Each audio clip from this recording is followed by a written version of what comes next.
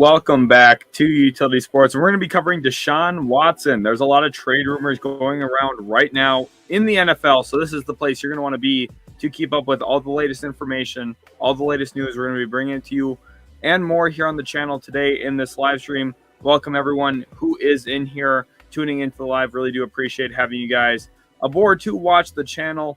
And of course, we are just going to be covering Deshaun Watson specifically in this video. He's been a really young, dynamic quarterback up to this point in his career. Of course, did not play this past season due to some of the off-the-field issues that he actually did get cleared from. The last time he played football, it was in 2020. He put up 4,800 yards, 70% completion percentage, 33 touchdowns, 7 interceptions with 112 passer rating. So we're talking about a high-end, top-tier quarterback that is now available on the market, and it's really down to 3 teams up to this point. So we'll talk about that and more. We'll cover exactly what's going on with the Deshaun Watson news. Welcome everyone to the live stream that is here. Ravens are signing D-tackle Michael Pierce as well. So we'll be keeping you up to date with a little bit of the free agent signings that I'm sure will go on during the stream. And if you guys are new, make sure to hit that subscribe button. Also, leave a like on the stream. Welcome everyone in here. Crazy day. And I think today's the day that Deshaun Watson ultimately decides where he's going to go. This is a really bizarre situation in the NFL because usually players don't have as much agency as normal, as you'd see in the NBA. Caden Elvis, welcome to the stream. He says 2 verified Twitter accounts say Watson to Atlanta.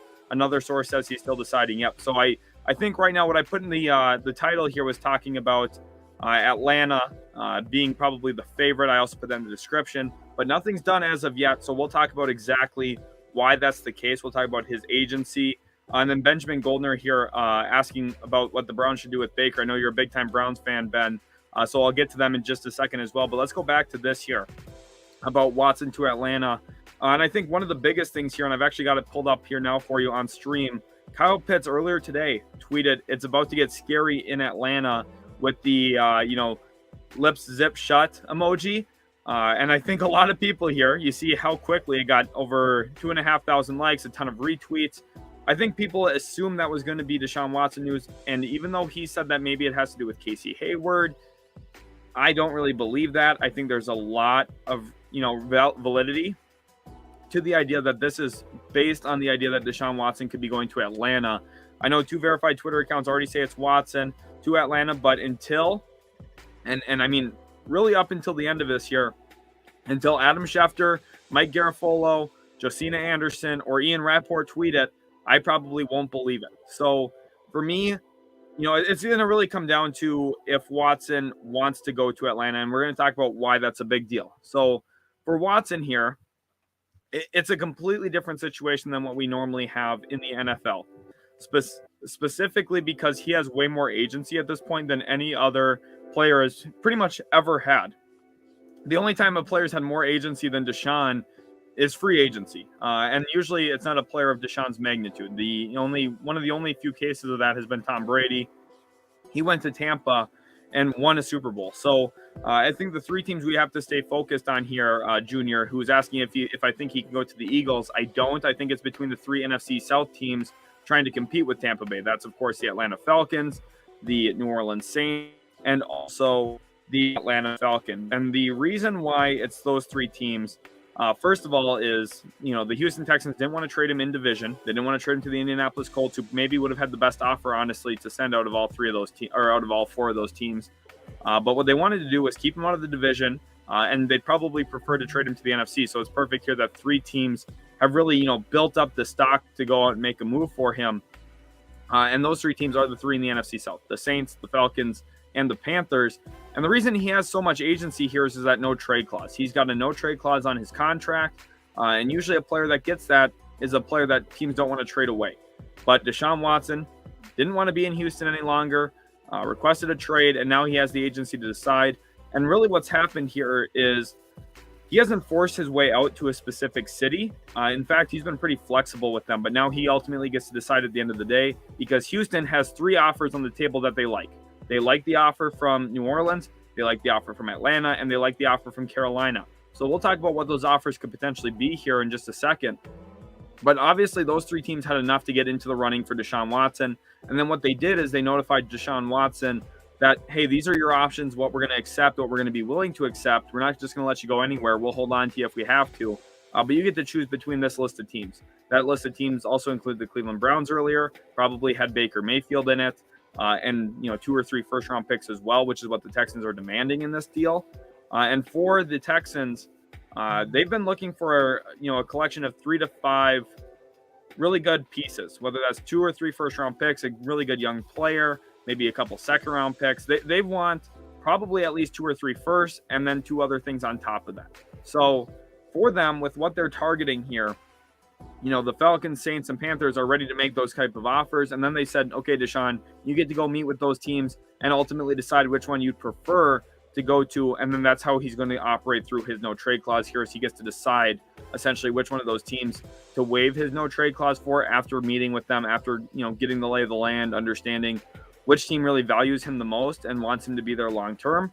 And I think ultimately at this point, it's going to be Atlanta. I think they have a really clear runway here. I think they have a lot of, ability to make a move like this. And we'll talk about why specifically here in a second. And there's a lot of mobility for Atlanta. There's a lot of flexibility, which is one of the key things here. And which is why I think, Kyle Pitt's tweet here makes a ton of sense that it's about to get scary in Atlanta, because ultimately I think Deshaun Watson is going to be throwing footballs to Kyle Pitts this next season. They have the money to do it. They've got the roster to, really benefit a young star quarterback like Deshaun Watson, specifically with their shaky offensive line play from time to time. I think bringing in a guy who is a perfect fit with Arthur Smith's offense, it's going to be scary. It's going to be really, really tough. I think Atlanta instantly would become the second best team in that division the moment Deshaun Watson lands there. I would have said that about the Saints or the Panthers as well. That's how much Deshaun Watson really, alters this division. He puts you from arguably 4th in the division to, a near playoff team just by his arrival. The Falcons, I think they're a few pieces away yet from being a really great team. But ultimately, he's going to be something that he's going to be a player that really moves the needle for a team. Latumbo, welcome to the stream, says, why stay in the AFC when the NFC doesn't have the QBs to stop him? Well, right. That's the thing. Cleveland, it just seems like he wasn't impressed either with the idea of going to Cleveland. Cleveland's not historically been looked at as a place that's super luxurious to live at or to travel to. And to be honest, if I was in his shoes as well, and you give me a whole list of these southern cities where Carolina, you're close to the ocean, Atlanta, you're pretty, in a really nice city, close to the ocean as well, not too far, 2-3 hour drive. And then you're also looking at New Orleans, which is a really good city, a nice party city. If I'm given the option between those 3 or Cleveland, I'm not going to Cleveland, quite frankly. And I don't think this should be a football decision for him. I think this should be a personal life matter decision, where I want to live, where I want to go. And here the question here from Latumbo again: trade him to Philly and get 2 ones this year and 1 next, and trade QBs. That's a good question. That's a good point. It makes sense for Houston, but at the same time, Deshaun Watson has that no trade clause, so he gets to make the decision on where he wants to play going into next season. And Philadelphia probably not going to be on that list. I just don't know if he has interest in playing in Philly compared to some of these southern cities where, think about where he went to college. He went to Clemson. That's a southern school. He's been living in Houston, a southern city in a southern state. And you could also look at some of the other options where, he could go somewhere else, like, a New Orleans or a Carolina or an Atlanta, and stay south, stay in a warm environment. Let's actually pull up Deshaun Watson hometown, because I want to see if that is going to play to his decision making. Played college ball at Clemson, so a southern school. Gainesville, which is okay. So Gainesville, he's a Georgia native. Okay, so I just think Atlanta probably makes the most sense here. I figured he was down in the southeast region, just given the fact that he went to Clemson. But if he's a Georgia native, I mean, Atlanta should be the favorites here. I think that just makes the most sense. And for him, I mean, they probably would have considered that. I think that Seattle would have. I don't know why Houston would make that move, though, because you just get older at QB. And Watson's really good. Or Wilson is, excuse me. He probably makes you way better than they were. But at the same time, I don't think that roster is ready to compete even with Russell Wilson. So I understand why the deal didn't get done there. Ben's definitely sad here that his Browns probably not getting Deshaun Watson. And there's a lot of rumors about Baker. So let's go back here to Ben's question and talk about what the Browns should do with Baker Mayfield as we're waiting for actual news on Deshaun Watson, where he's going. I am constantly checking my phone here to make sure I'm keeping up to date on everything. But what the Browns should do with Baker Mayfield is they should trade him now. He's going into his fifth year of his fifth-year option, so he's got his last year under contract with Cleveland. It's kind of a prove-it year for him. If he performs poorly again, probably won't franchise tag him, probably lose him for nothing, a former number 1 overall pick. And keeping him seems like a really hard strategy to me, specifically with the idea that things just haven't worked out with them. He's had 2 really good years, 2 down years in Cleveland. I'm higher on Baker than I think a lot of other people are. I think people are raking on his past season a little too much. He's played through a lot of injuries. He put up 40-plus points against the Pittsburgh Steelers a couple of years ago in the playoffs and got them very close to a Super Bowl appearance, which for any other Cleveland Browns quarterback the last 2 decades, I think that's the most success that any QB's found there for quite some time. So for me, giving up on Baker is tough, but they're now at a point where they're clearly shopping him for Deshaun and got, in pretty, deep talks with Deshaun where they literally had him in the building. I feel like it would be hard to be Baker Mayfield, come back to the team and feel valued. So I think they should trade him. I don't think they're going to, but if I were the GM there, I probably, given the situation, I would probably try and trade Deshaun Watson or trade Baker Mayfield, to either the Indianapolis Colts or maybe another QB needy team like the Seattle Seahawks now, and see what I could get for him. And this is the issue: is you had a perfectly fine quarterback, maybe not a great one, but a fine one, and you kind of screwed everything up with it. So they're in a tough spot now. There, why not trade him to Philly, get 2 number 1s? Yeah. So this is the thing here: is he has a no trade clause. So Latumba, what gets to happen here is Deshaun Watson actually has a say in where he goes. He gets to decide what team to play for, and we don't even know if Philadelphia has offered this because they're probably fairly high on Jalen Hurts. Howie Roseman took him in the 2nd round. First year as a starter, they get to the playoffs. They probably don't need to, make too drastic of a move here, especially in a year they have 3 first-round picks. They could really improve their roster and maybe get deeper into the postseason next year. That's probably the hope there, at least in Philadelphia. Also a question here: what do you think Cleveland can get for him? He had the team. The defense is great. Offensive line is great. Running game is great. All I need is Jimmy Garoppolo to get them to win. Yeah, I mean, Jimmy Garoppolo doesn't really elevate what this offense is going to be, though. And the thing here with Baker is you probably get a second from Indianapolis. So you could probably get like pick 47 or 42, I think they have, from the Commanders. So you get the 42nd pick in the draft, maybe get like a 4th rounder as well, something like that, something along the lines of what the Carson Wentz trade was, probably similar to that. And it's not bad. It's not bad, but at the same time, I'd probably just prefer to have Baker Mayfield than a 2nd round pick. So they're in a tough spot, but let's get back to Deshaun here. Let's talk a little bit more about him, where he could go. I want your guys' opinion here. I want you to think, I want your prediction on Deshaun Watson. Where do you have Deshaun Watson going? Do you think he lands with the Falcons? Do you think he goes to New Orleans? Do you think he goes to the Panthers? Those are the 3 realistic options, all 3 of them in the NFC South. Share your thoughts with me in the comment section right now. Latumba says Baker Mayfield is more hype than substance. Yeah, he played hurt last year, but what about the 3 years before that? 1 good year and 2 bad years. So, he's had 2 bad years, don't get me wrong. Let's pull up Baker Mayfield's numbers, though, because I think people are kind of a little wild about how they're talking about him.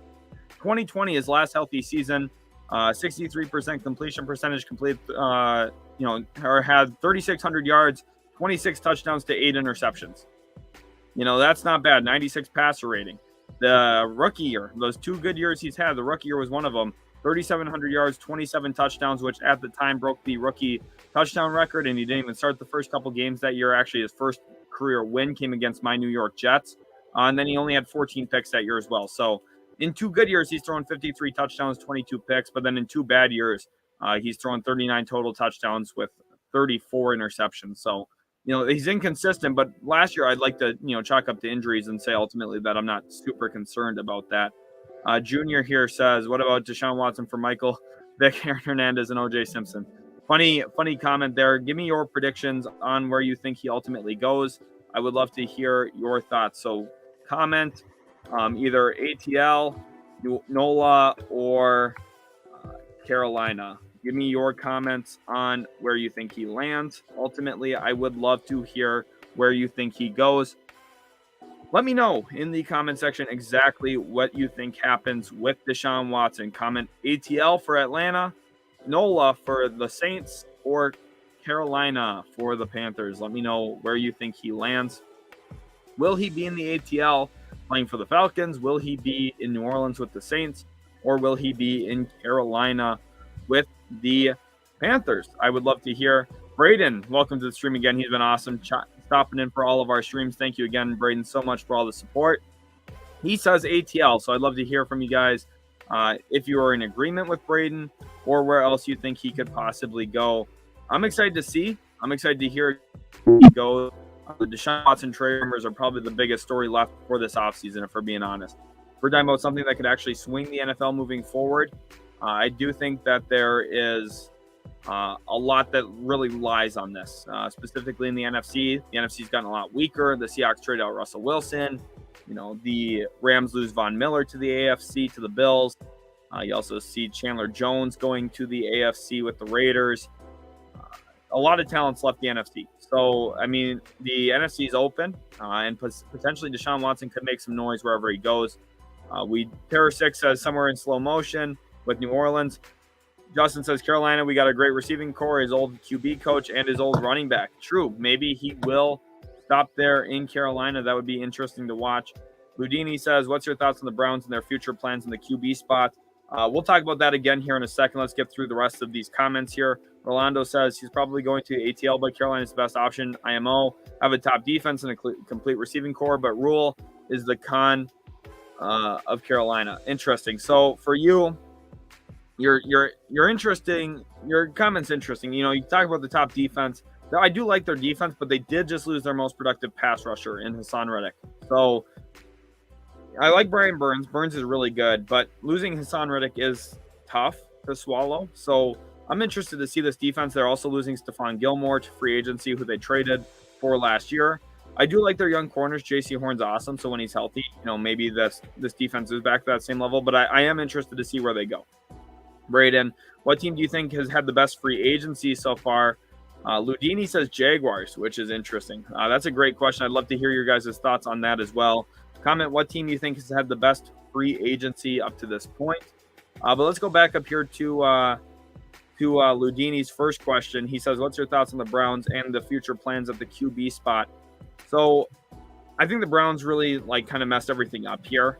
The fact that they didn't have a great interview with Deshaun Watson kind of complicates this whole thing, because ultimately, if you're going to hurt Baker Mayfield's feelings, at least hopefully you end up with Deshaun Watson in it. Now it seems like they're at a point where they not only hurt their QB's feelings, the only QB that they've really won with for quite some time, but now they're also at a point where they're not getting Deshaun Watson. So for me, it seems like an issue. I think that from here, they're probably going to have to try and trade him, even though it sounds like they're reluctant to do so. I don't know if they have a ton of options here, because ultimately, if Baker Mayfield doesn't want to play, he very well could sit out. They have a little bit of leeway with him because they already have this fifth-year option. They could probably slap the franchise tag on him. But do you want to pay Baker Mayfield north of $30 million on the franchise tag? I don't know. It seems like a lot of money to commit for a single season where you kind of have like a sitting duck quarterback. It seems messy to me. So Terror 6 says he's going to fit with New Orleans. I could see it. New Orleans is really good. They've got a lot of talent on their roster, Michael Thomas specifically. So, maybe. Let's talk about the Jaguars free agency just a little bit here. Hopefully you guys are commenting your team that has had a really good free agency.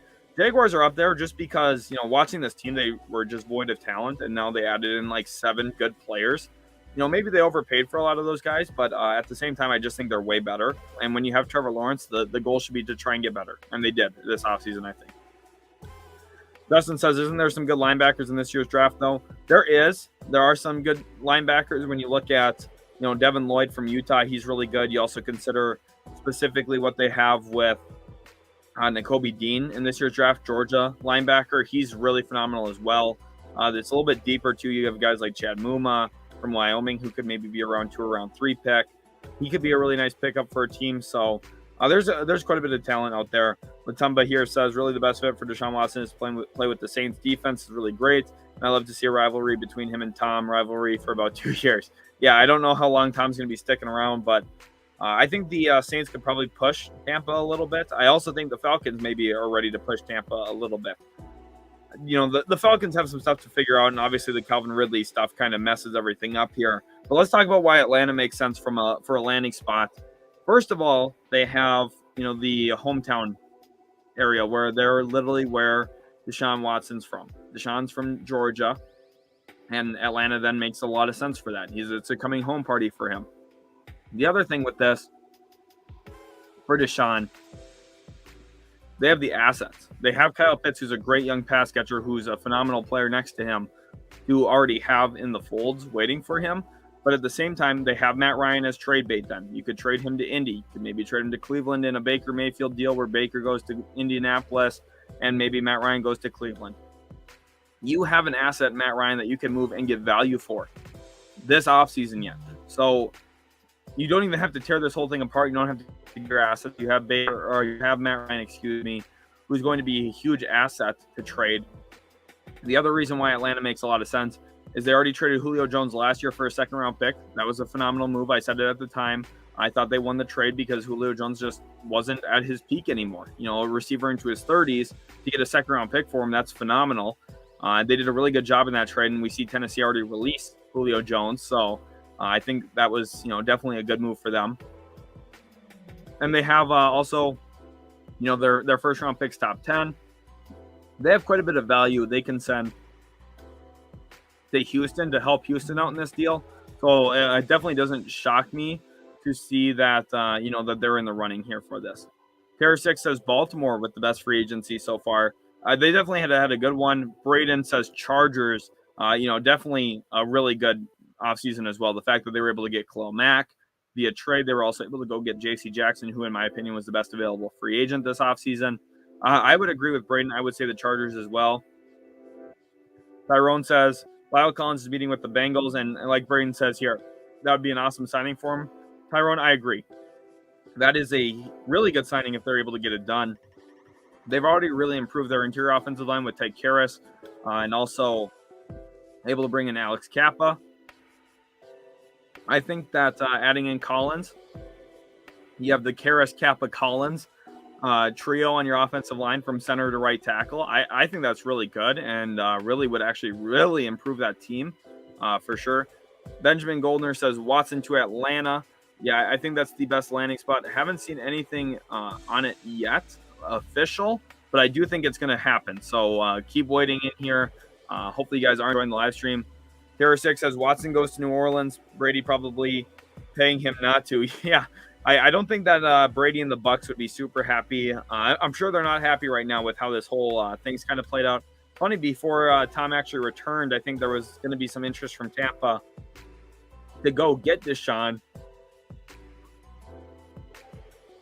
which is interesting because you would have had the whole NFC South in one division there. All four teams going after him aggressively. It would have been interesting to see who would have came out with them between all four. But I think, obviously Tampa Bay not interested any longer in a move for Deshaun Watson with Tom coming back. That's just my, I think that's pretty obvious to say that they wouldn't be interested anymore. If you guys are new to the channel, make sure to like the stream and also subscribe. Go smash the like button right now. I'm also going to check up on our live viewers and how many subscribers we've got right now on the channel. Let's see that number grow. It would be awesome to have you guys all support the channel. Live streaming is probably my favorite thing to do on the channel, honestly, because we get to have actual, conversations with you guys, hear your thoughts. Benjamin Goldner says, I will bet that he goes to Atlanta. So Ben's very, very confident that he goes to the Atlanta Falcons. Hopefully he does then, because otherwise we might have to hold you to that bet, Ben. And that would be a little demoralizing for you if he, in fact, does not go to the Atlanta Falcons. We'll watch. It's surprising to me that it's not done yet, just given the fact that he's had, up to 2 or 3 meetings. He's met with every single team at least once, and he's had up to 2 meetings with some of the teams. You would think he'd have a pretty good feel on where he wants to go, just based on the, geography, looking at what his agent's probably telling him. It's surprising to me that he's not already somewhere. So I think the news probably breaks tonight. I would have to imagine, just because with where we're currently at, it'd be absolutely shocking to just see him wait another day on this. I don't really understand why he would either. So for me, that's just my thoughts, what I'm thinking. Let's go back to this here. What Kyle Pitts posted on Twitter today, I do think is a pretty telling sign of what is going to happen. So if you are confident, this is a good reason why to be confident, because you do have Deshaun Watson potentially going to Atlanta based on what Kyle Pitts said it's about to get scary in Atlanta. One thing here too, do you think that it's possible, and I have a certain feeling about this, but I do want to know what you guys think. Do you think it's possible that Houston would be getting Kyle Pitts back in a trade? Do you think that's possible? Kyle Pitts could potentially be on the move back to Houston. I would love to know what your guys' thoughts are on that. Let's go down here to this comment from Magic. He says Atlanta is the choice. Obviously, I think so as well. I think Atlanta is the favorite. Parasic says don't. Definitely not hoping to see Kyle Pitts and going back to Houston, and obviously doesn't want to see, as a Saints fan himself, doesn't want to see him in division and not playing for New Orleans. And I think this decision from Deshaun is going to be a huge one. I think that wherever he decides to play, it's going to be a huge thing. Brandon the Jobber says Atlanta, so he's confident that the Falcons do pull out and go and get Deshaun Watson. Benjamin Goldner says Terrell, 3 firsts, 2 seconds, and Chris Lindstrom. So saying massive returns here for the Houston Texans. If the Houston Texans come out with AJ Terrell, they did really well. I think if they get Terrell 3 firsts, period, I think they would be very happy with that. I think this is a lot to give up. I could see the 3 firsts, 2 seconds. I think that's kind of a staple probably in every package for Deshaun. I don't know, man, to give up Terrell and Lindstrom, that kind of hurts. Lindstrom is just like a nice offensive line piece to have if you're Atlanta. Like if you're bringing in Deshaun, you probably would like to keep that. I understand why Houston would want him though, specifically because it bolsters your offensive line, something that I think they're going to try and address in the draft. And it's very possible we see Houston with 2 top 10 picks this year if they get pick 9 from Atlanta. They also have pick 3 themselves. It gives them a lot of flexibility, a lot of different ways to improve this roster. And I think they're one of the teams that badly needs to improve their roster.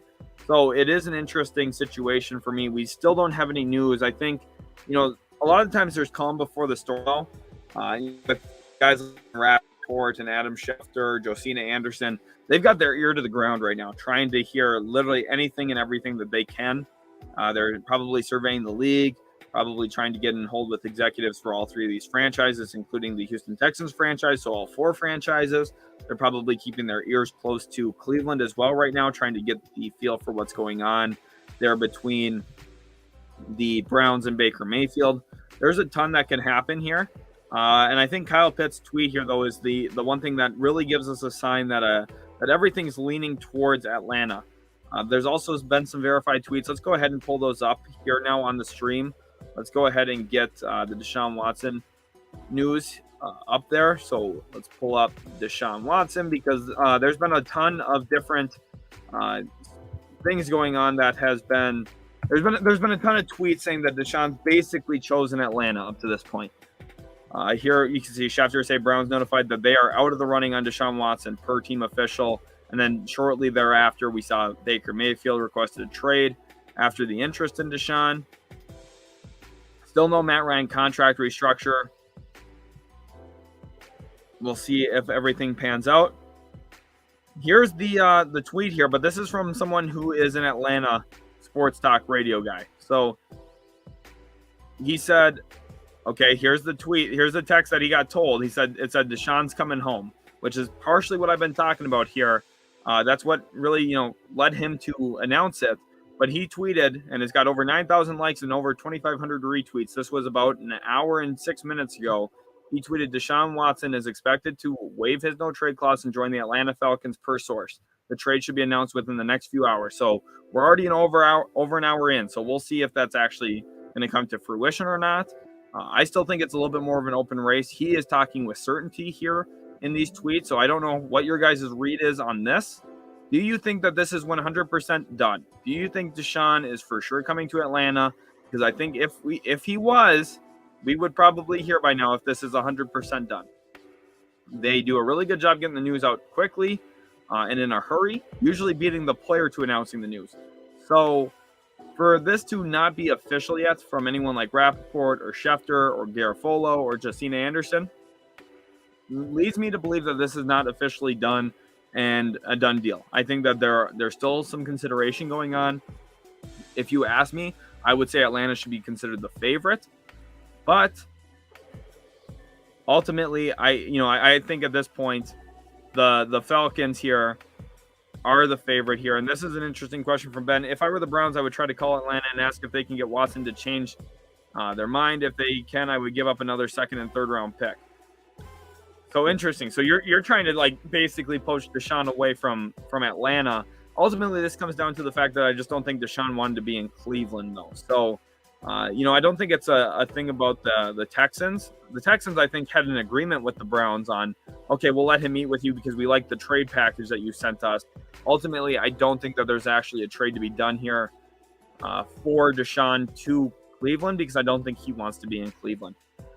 Lutumba says Fletcher Cox to the Green Bay Packers next to Kenny Clark. Who can stop that from a true Packers fan in California, San Francisco? Well, the Packers are really, really good. I don't know if they have the money for Fletcher Cox. The fact that a lot of D linemen been getting $10 million a year, like look at what Foley Fatukasi got from the Jaguars. I think they're not going to have the money. I would be shocked if they found a way to get that done. It would be a great fit, though. Don't get me wrong. I mean, they'd be really dangerous on the defensive front. But for me, I think more so he's probably going to land elsewhere. Justin says Carolina has already been restructuring the team and plans to bring him in. I don't follow much about the Saints or Falcons, but have they been working on their roster? So this is a really good question. Let's go back here onto Twitter because there is there's been some discussion here about that. And it's really good here. So this is what it is. Field the Eighth today reported the Saints have restructured the contracts of Taysom Hill, Bradley Roby, Mario Davis, and Malcolm Jenkins to clear major cap space. They're at $29.9 million in cap space. And let's pull up Deshaun Watson stats here. Or let's pull up Deshaun Watson's contract. I'm going to read it out to you. His numbers this year, he signed a 4-year $156. And if they were to give up a good young player back, maybe that would move some stuff around either that, or maybe Houston could keep a little bit of money this season to help facilitate a deal. Where they're currently at, and the thing is, New Orleans does a really good job of this. They restructure more than any other team in the league. His salary this next season is $35. That's his base salary with a $5.4 million signing bonus. So, perhaps Houston could take in some of that money, hold on to it. They do get a lot of dead cap already for trading him, so they're already going to be limited anyway. So the Saints are right around the money mark to get Deshaun Watson out right now. If they're trading any decent young player back who makes about $6-7 million, they're at that money threshold to bring in Deshaun Watson using their cap space. So they are in that situation. Let's go ahead and pull up Atlanta's. They did lose Foye Oluokun. So that's a definitely big loss for Atlanta. But Atlanta Falcons cap space, let's go ahead and I did have that earlier, but everything does change a little bit. And part of that here, too, is they very well could trade Matt Ryan yet, which would open up cap space for them by the time that they're ready to make a deal. They are currently at – looking at this here, they should have money. Although Grady Jarrett, Jake Matthews, Deion Jones all make a ton. They do have some dead money in Julio Jones yet, too. They've got some dead money in Dante Fowler. For me, it's hard to tell exactly how much. They have about $18 million in cap space, I think. This is off kind of like the numbers I'm looking at. So with $18 million, welcome everyone to the stream, by the way. With $18 million, they're going to have to do a little bit more movement. But that could just be Matt Ryan, quite frankly. They can move Matt Ryan, open up the money, and that's really what it's going to come down to. So when we're talking about Deshaun Watson, there's a lot that's really riding on this, but definitely possible here that both of those teams have the money. I know Carolina's been very cost conscious, I would say, about what they have with their money as well. Again, welcome everyone to the live stream. If you are new to the channel, make sure to hit that subscribe button. If you are interested in the Deshaun Watson trade rumors, we're trying to bring it to you live here, and there's a ton of news. I do want to keep my thumbnails updated as well. I'm actually going to go ahead and update everything here for my thumbnails. I don't want to actually do that. What I want to do here is I want to move these things behind.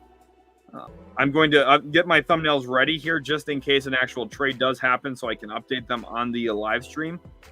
But it's absolutely crazy what's going on here in the NFL simply because, you're looking at one of the best players in the league, Deshaun Watson, getting traded.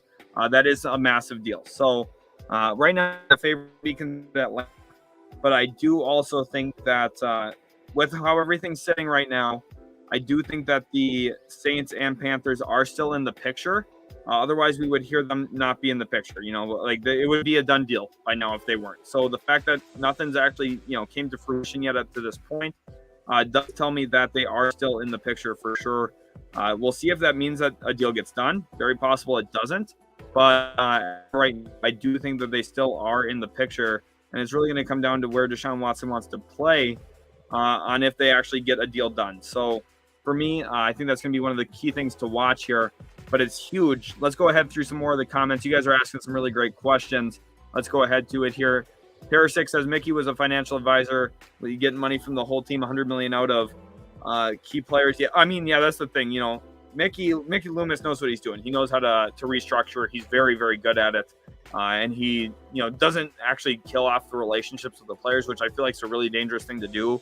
Like, imagine if one day you're at work and your boss comes up to you and says, yeah, do you mind taking a little bit less money so we can go hire someone else? You'd be like, yeah, no, don't really like that. Let me get my paycheck.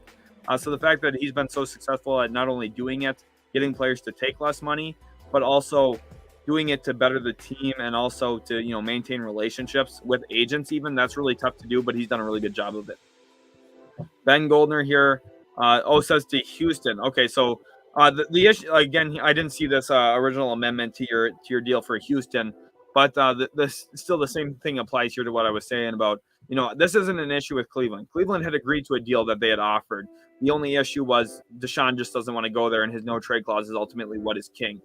Here says, how long will it take to start winning? If you get Deshaun Watson, not long. Getting Deshaun basically means you're ready to win, and you're ready to win now. So that's why it's so massive. Wherever he goes, he's going to really improve what the future of the team is going to be. You're going to become a lot better with him, just quite frankly, on your roster because of how good of a young quarterback he is. I am still working on getting this new thumbnail updated as well as we speak. Hopefully you guys are enjoying the live stream. Ben says Browns can offer Baker 13 and 2024 second for Carr and a fourth. That's a good point too. We haven't talked about Derek Carr potentially getting traded. My thought as of right now is I don't think Derek Carr gets traded. I think that he's going to stick for one more year. Let's be honest about Derek Carr. He maybe isn't a top 10 quarterback, but he's definitely in that top 15 range. And that top 15 range is a good spot to be because it's hard to improve over that unless you're getting a player like Deshaun Watson. So for me, the Raiders, I understand the idea here because you are getting a decent quarterback back in Baker, and then you're also getting pick 13. And then the Raiders would have 2 picks in the first round, which would be valuable to them. Maybe they consider it. Funny here, David, he's buying into it. He says, Baker, Mayfield, 2023 Super Bowl MVP. I mean, I'd love to see it. That'd be awesome.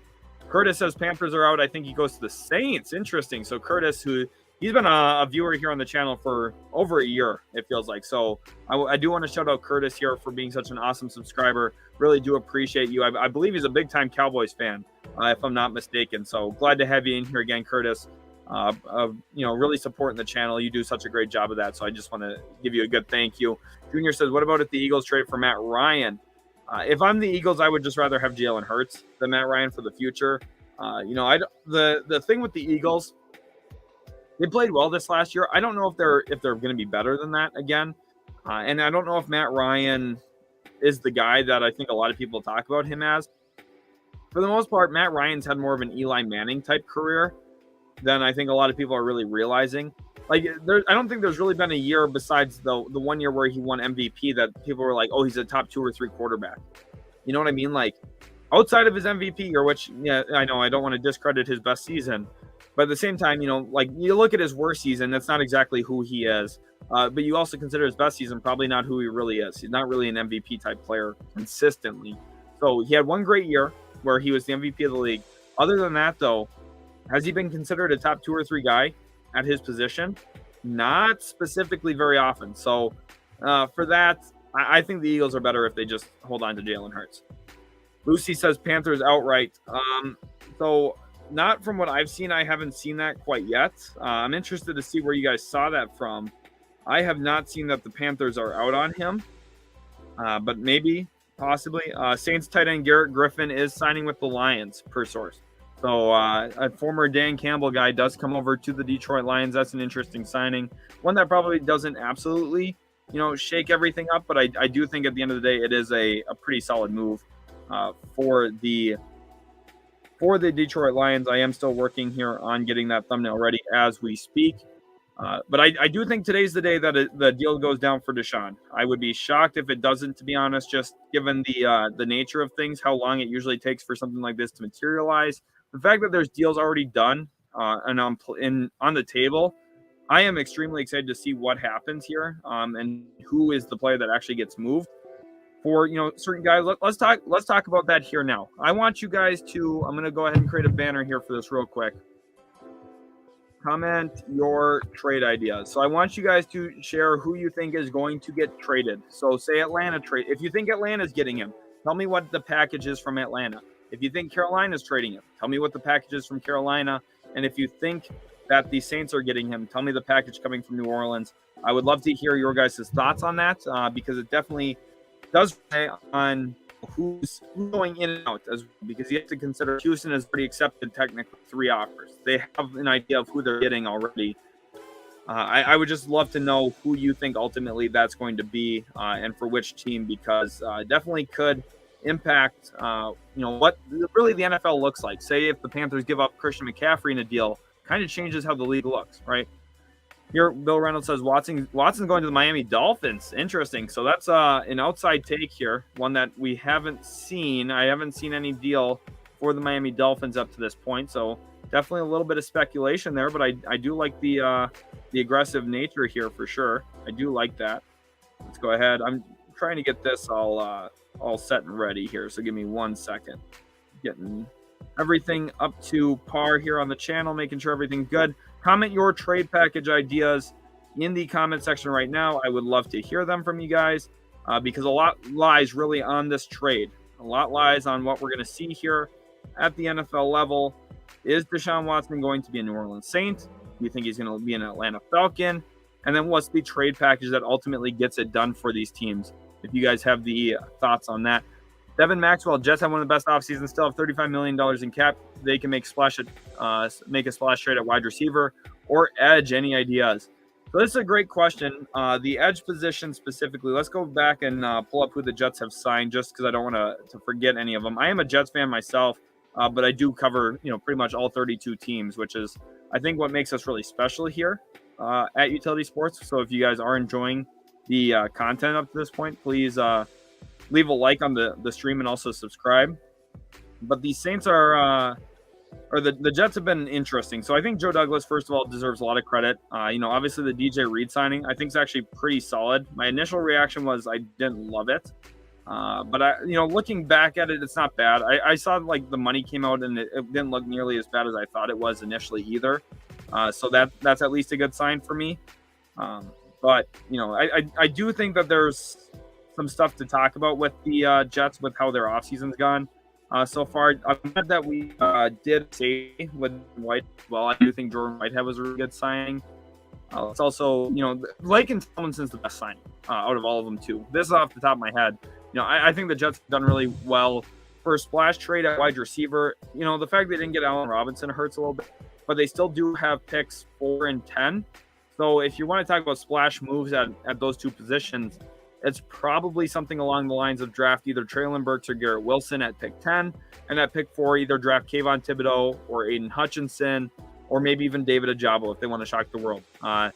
Those 3 guys are definitely the idea here for me. So here, Bottom Boy Phelps says Atlanta Falcons received Deshaun Watson, and to Houston would go 2 firsts, 2 second, a third, a sixth, spread through 2024. A rookie contract player. Atlanta Falcons get Watson and another player. Okay, so it's interesting. He's projecting a little bit less trade value here for Deshaun. For me, what I think is probably something like 3 firsts, 2 seconds, a sixth, maybe a seventh, and then a rookie contract player. So probably not someone like Kyle Pitts, but maybe a guy like Richie Grant in the secondary. So that's what I think.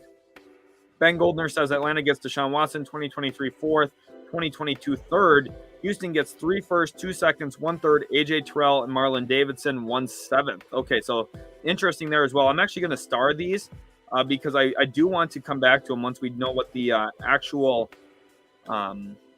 compensation is, because it'd be awesome if one of you guys perfectly nailed it. That's why you should put your comments in right now, what you think a deal could look like. Devin Maxwell says, let's go Jets. Yeah, I'm glad to have you in here, Devin. Awesome to have you in here for sure. Jets are kind of a bad team, let's be honest about it. But as a Jets fan myself, I feel like I have the obligation to say that almost, and definitely the leeway to say it, I would think. So definitely a fun situation. Bro says, hi, welcome to the stream. Glad to have you guys in here. And I think now is a good time to remind you to hit that subscribe button. For Utility Sports, would love to have you be a part of the channel. I do think that it's possible my co-creator is going to be joining me here in just a little bit. And it would be awesome to have him in here if he does plan on joining. Not exactly sure yet, but otherwise it'll be me. And you guys will get to hang out with me for the stream today. Justin here says, so if it's up to Watson, why would a team give up that much? At this point, it's just whoever talks him into it, right? Essentially, but the way that this is a great question here. So Justin, I do want to commend you for this question because this is a really great question. And this is great to be because I've done a ton of research on everything going on here with this Deshaun Watson situation. And from my understanding, what I think is actually going on here is I think that these teams have been in negotiations with Houston since the moment that he walked out of court innocent from his trials. Innocent. You know, I don't know the reality of the situation, but he was deemed innocent. I don't want to talk about that anymore. He was deemed innocent. So for Watson here, the reason why it can't just be like, we'll give you a second round pick for your franchise quarterback is, first of all, he's under contract. So Houston could just say, yeah, no, we're not going to just do a trade to do one. We're going to hold on to him until we get really good value for a guy who's arguably a top 5 quarterback. But the other situation, the other reason why is because before Atlanta even let Deshaun Watson talk to anybody, they went through the negotiation process and trades. They essentially have agreed to multiple trades. They agreed to a trade with the Cleveland Browns. They agreed to a trade with the Carolina Panthers. They agreed to a trade with the New Orleans Saints, and then also one with the Atlanta Falcons. They agreed to 4 trades, okay? The Cleveland Browns trade didn't work. The reason why is Deshaun Watson got to meet with them at this point. He met with them and didn't like it. So he said no to Cleveland. Even though Houston said yes to Cleveland, Deshaun said no to Cleveland. So Cleveland's out of the mix. So we got Atlanta, Carolina, New Orleans. If Deshaun Watson doesn't like New Orleans, he could say no. Or if he doesn't like Carolina, he could say no. And we get left with the other teams, okay? So Deshaun Watson was ultimately given a list by Houston here of which teams they'd actually be willing to trade him to based off the discussions. You know, it's very possible they had discussions with Denver before the Russell Wilson trade. They did have discussions with Indianapolis. I know that they did, but they ultimately decided we're not trading Deshaun Watson to Indy. We're not going to let him stay in the AFC South. So he will not be a member of the Indianapolis Colts. I'm sure that they had discussions with Washington briefly before the Carson Wentz trade. And I'm sure that they've, had ongoing discussions with a ton of teams, with Miami. Obviously, they didn't love Miami's package enough to actually seriously consider that. They didn't want to trade him to Miami, probably wanted him out of the AFC. We saw that with, the deal for Russell Wilson. The Seahawks wanted him out of the NFC, so they traded him to the Broncos instead of the Washington Commanders. So teams just can't get the low ball and assume they're going to get him because Houston's, used their negotiation as a price point to, okay, if you want to get Deshaun Watson, you have to not only send us a good offer, but then we'll let you meet with him, and then he gets to decide where he ultimately goes. So to even get to a point where you get to meet Watson, you had to have a good trade offer. Lucy says Deshaun Watson will come to Carolina and trade Christian McCaffrey. Interesting. So you see Watson coming in, Christian McCaffrey going out. That'll be something to watch.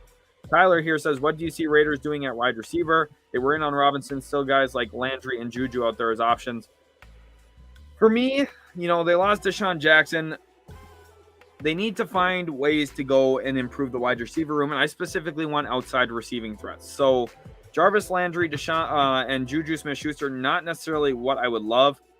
Contavious Street is signing with the Saints. Okay, so lower move here for New Orleans, which is interesting. I think a lot of these moves with the Saints, Panthers, and Falcons right now are going to get people out of their seats. But at this point for the Raiders, let's go ahead to NFL free agent wide receivers. I'm going to pull that up here on my phone because I don't want to lead you guys awry. I want to, actually look at who's out there still. So Russell Gage, obviously signed with Tampa. They lost Zay Jones. Out there right now, guys who are still available. Julio is going to be available. He would be an interesting move for them. He is 33 years old, though. Will Fuller's an interesting one because if you're looking for a speed receiver who can stretch the field when he's healthy, Will Fuller's really good at that. The list isn't great. Keelan Cole from the Jets, I actually think would be a nice pickup for them. They probably need to find one in the draft, if we're being honest, too. Like, just the list out here is not great left. You can maybe take a risk on a guy like Traquan Smith, who for the Saints, had played up to a role that maybe he wasn't built for. But next to Renfro and Darren Waller, maybe is a little bit more successful and kind of a better fit in that situation. Equinemius St. Brown, a guy who can stretch the field a little bit. Marquez Valdez-Scantling can stretch the field. Looking at some of those guys from the Packers, they make sense. I don't think that, those are any of the players that make a ton of sense. But, not make a ton of sense in terms of like, oh, they're going to really improve this roster. They're going to make you a playoff team. Again, for sure, especially in a tough division. But what I do think is they at least help you in some way. Curtis says if it's Saints, I think it's 3 firsts, 2 seconds, a 2022 sixth, and 2023 fifth, plus combination of 2 and 3 out of C.J. Gardner Johnson, Cesar Ruiz, and Eric McCoy. Interesting. I would like to see that for Houston. If Houston's able to get that draft pick capital and also the interior offensive line play of Ruiz and McCoy. Oh my goodness. That's a really quick way to rebuild this roster and just get a lot better. So I would like that a lot, Curtis. That's a good trade package. So I'm going to leave a star on that one as well so I can come back to that later. Justin says, I'm on fire today. Well, you're putting in a lot of great questions. I do appreciate it. Thank you so much, Justin. You're awesome to have in here. Clayton says Carolina gets Watson, Houston gets 3 firsts, a second, Brian Burns and Jeremy Chin. Now that's another really good package here, Clayton. Thanks for putting that in the comment section as well, because I think that's an intriguing package. With the package here that Curtis put in, you get a lot better offensively if you get, the interior offensive line play and you get a few more draft assets.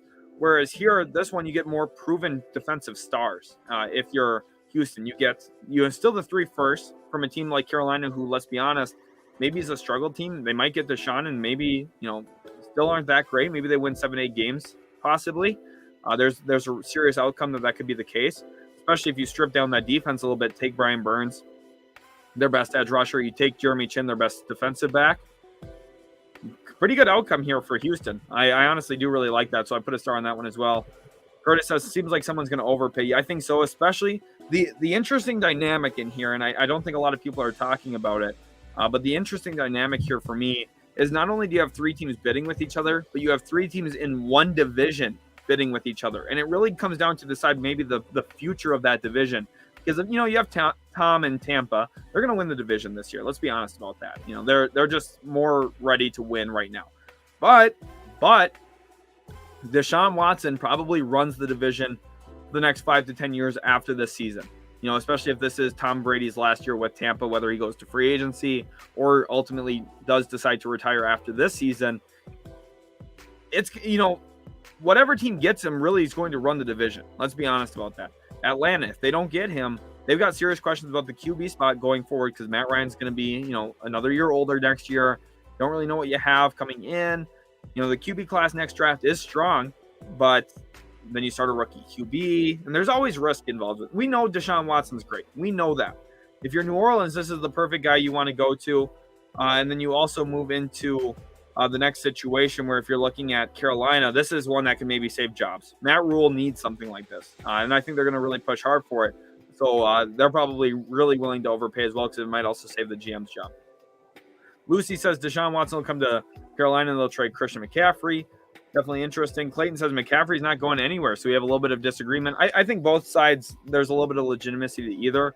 I don't know if McCaffrey makes a ton of sense going to Houston, but they did struggle running the football last year, so maybe if they feel like, hey, we can get an all-pro level running back in this deal as well as draft picks, probably worth doing.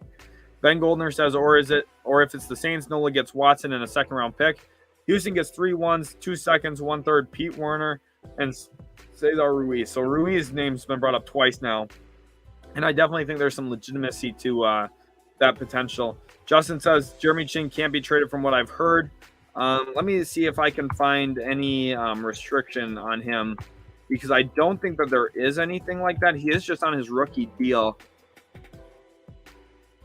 I think that Jeremy Chin is trade eligible. I don't see as to why he wouldn't be. I think they'd probably prefer to not trade him with how good he's been early in his career, but I think anything's on the table. Kyler says, I think it's going to be Atlanta. Casey, Hayward, and Watson have the same agent, and guess where Hayward signed?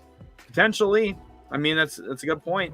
I think he also shares an agent with Kyle Pitts, so definitely a real possibility here for sure, just given with where we're at. Let's keep moving forward here now. Clayton Turner says, he's talking about the thing here that Justin put in about Jeremy Chin can't be traded. That's what I'm not exactly sure on that either. So if you could clarify that'd be great. Blazer says, if Watson wasn't from Atlanta, it'd be a no-brainer to New Orleans. Yeah, I think New Orleans' roster is probably a little bit better than Atlanta's.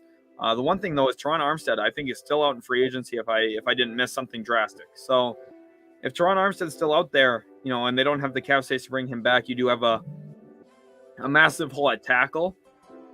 Now, I know their offensive line is really good, especially Ramczyk. Ramczyk's a really great tackle as well, but I would like to have Teron Armstead back if I'm Deshaun in New Orleans, so we'll see. Here, Clayton says, that's great. If he can't be, I would hate to lose Chin. Yeah, Chin's awesome. So I really love Jeremy Chin coming out of his draft. I thought Carolina did really well that year. Going and grabbing him, he's been phenomenal ever since. Lucy says, or Carolina Panthers can trade 3 first-round picks and keep Christian McCaffrey. We get Deshaun Watson. So interesting. I think they're going to watch for that. McCaffrey, I don't think his trade value is as high as it maybe should be, simply because he's been injured the past couple seasons. But definitely an interesting situation. Troy Jefferson says, but they can't beat the Saints. Talk about probably Carolina or Atlanta, I'd have to guess. If they beat the Saints to getting Deshaun, I think it really does kind of change up this division. Carter says, I just don't see why he would go anywhere else but the Saints. Well, he's from Atlanta. He's from Georgia. So if he goes back to the Falcons, he's back in his home state, which is pretty significant, I would have to say. Wallace here says, I don't think the Panthers are in the running anymore, and it's between the Falcons and Saints. I've heard that. I'm not exactly sure if I fully believe that. It's possible, sure, but I'm not exactly sold on that as like full legitimacy at this point. I would like to know who you heard that from, because as of right now, I haven't heard that from someone that I would consider like a super reliable source, unless I'm just completely missing something, which is a potential outcome. Bar None says, Deshaun Watson to Raiders for Derek Carr to first. Texans will have had Derek and David Carr. Definitely would be funny to see another Carr playing in Houston. I don't see this happening, though, specifically with where the rumors are at. Deshaun Watson's probably going to end up in the NFC South, if I had to guess. Kyler says, what do you think Falcons will do with Matt Ryan if they acquire Watson? There's 2 landing spots. Maybe 3, but probably 2 that make sense. The 2 are either Indianapolis or Cleveland. Those are 2 teams that feel like they're ready to win. They have a ton of talent around those guys. And I feel like they think, hey, if we go get a guy like Matt Ryan, we could probably make a push for a Super Bowl. He's been to one before, almost won it. He's been a league MVP before. They could sell themselves on that. And I think if Matt Ryan does become quickly available because of a Watson trade to Atlanta, he'll find a home quickly. Either it'll be Cleveland or Indianapolis. I think the best outcome would probably be, for everyone involved, would probably be a trade of Baker Mayfield to Indy. They get a little bit more long-term stability at the quarterback spot amidst his trade request. Cleveland washes their hands of that, brings in Matt Ryan, and maybe gets another low-end asset with that as well. That's what makes the most sense to me. Xavier Jones says, Atlanta, Matt Ryan, Calvin Ridley to Houston since Watson will get suspended. or since probably Ridley, I think he means here, since Ridley will get suspended with 2022 first, 2023 first, 2023 fourth. So interesting. Thanks, Matt Ryan back to Houston, maybe with the idea that Houston could later flip Matt Ryan as well. Definitely interesting thought there. Saints Nation says Michael Thomas also shares an agent with him. Oh, okay, interesting. I was not aware of that. So 2 comments here from Saints Nation and also Troy Jefferson. Welcome to the stream, guys. Glad to have you in here. Oh my gosh, and we have a huge trade. Holy cow, we have a huge trade, and I actually predicted it on stream the other day. Oh my gosh, let's get this pulled up. Woo! Huge trade. Whoa, whoa, whoa, whoa, whoa. Okay. Let's get this on the stream. Wow. Add to stream. Adam Schefter reports blockbuster trade. We have a blockbuster trade. Packers are trading Pro Bowl wide receiver Davante Adams to the Las Vegas Raiders for 2 prime 2022 picks. Wow. That is huge. That is absolutely insane. I have my thumbnails ready. I should maybe get another thumbnail ready to talk about this Davante Adams trade. What the heck? Holy cow. We're gonna deviate a little bit from the planned discussion here because I do want to get your thoughts on Davante Adams getting traded to the Las Vegas Raiders. Davante Adams trade. The AFC West is so good. Oh my gosh, the AFC West is stacked. That is huge. Oh my gosh, the Raiders come out with Davante Adams. That is huge for this franchise. Here, our first take. Nola says they're stupid. Adams a beast. It depends on what the picks are. 2 prime 2022 picks, so probably first and second rounder. Jake's fan here says that division is going to be a bloodbath. Oh my gosh, holy cow! I'm going to get the title updated here. Give me your thoughts in the comment section. I would love to hear what your guys' thoughts are on this. Davante Adams to the Raiders is so good. And now it's confirmed, too, that the Raiders are not going to be trading Derek Carr. It looks like they're going to be keeping the Fresno State connections together, which is why this makes a ton of sense and why I actually predicted this on the stream. When it came out that he was not going to play on the franchise tag on Monday, the start of free agency, I said, do not be surprised if he plays for the Las Vegas Raiders this season because he has a relationship with Derek Carr. The two of them together in college, played together, and really helped each other get to the NFL. And he got a massive contract, $141.25 million over 5 years. So if my math is correct, that is about $28.7 million a year. Absolutely massive for Davante Adams. Give me your thoughts. I'm going to update the channel or the title of the video here. Excuse me, real quick as well. I am going to put this down in here, and let's go ahead here and talk about this. Davante Adams. Okay, wow. Las Vegas. While we're waiting for Deshaun Watson news, the Raiders go out and surprise everyone for receiver Davante Adams from the Green Bay Packers. So this is huge. I'm going to work on getting a thumbnail ready for this one as well. But that's absolutely massive. We've been talking about a Deshaun Watson trade, but we have another big superstar NFL trade. Ben, like he's saying, no more Carr rumors now. This is absolutely huge. I just can't believe this, honestly, because it's massive what we're seeing here. So I'm gonna get the Davante Adams one made here real quick. I am trying to update the thumbnail here for this because it is a massive trade indeed. Let's go ahead and get the Raiders on here. Hopefully you guys are enjoying the stream up to this point. If you are, make sure to hit that subscribe button. And Joker says, no, I'm a Chargers fan. Don't worry. You've had a really, really good offseason already if you're a Chargers fan. That AFC West is insane. That AFC West is so good. I can't believe this. Like, how good the AFC West is should be illegal, honestly. Just simply because, I mean, they just keep adding talent. Every single team does, it seems like. Oh my goodness. This is just mental, how good that division is. Let's talk about this for the Packers, too.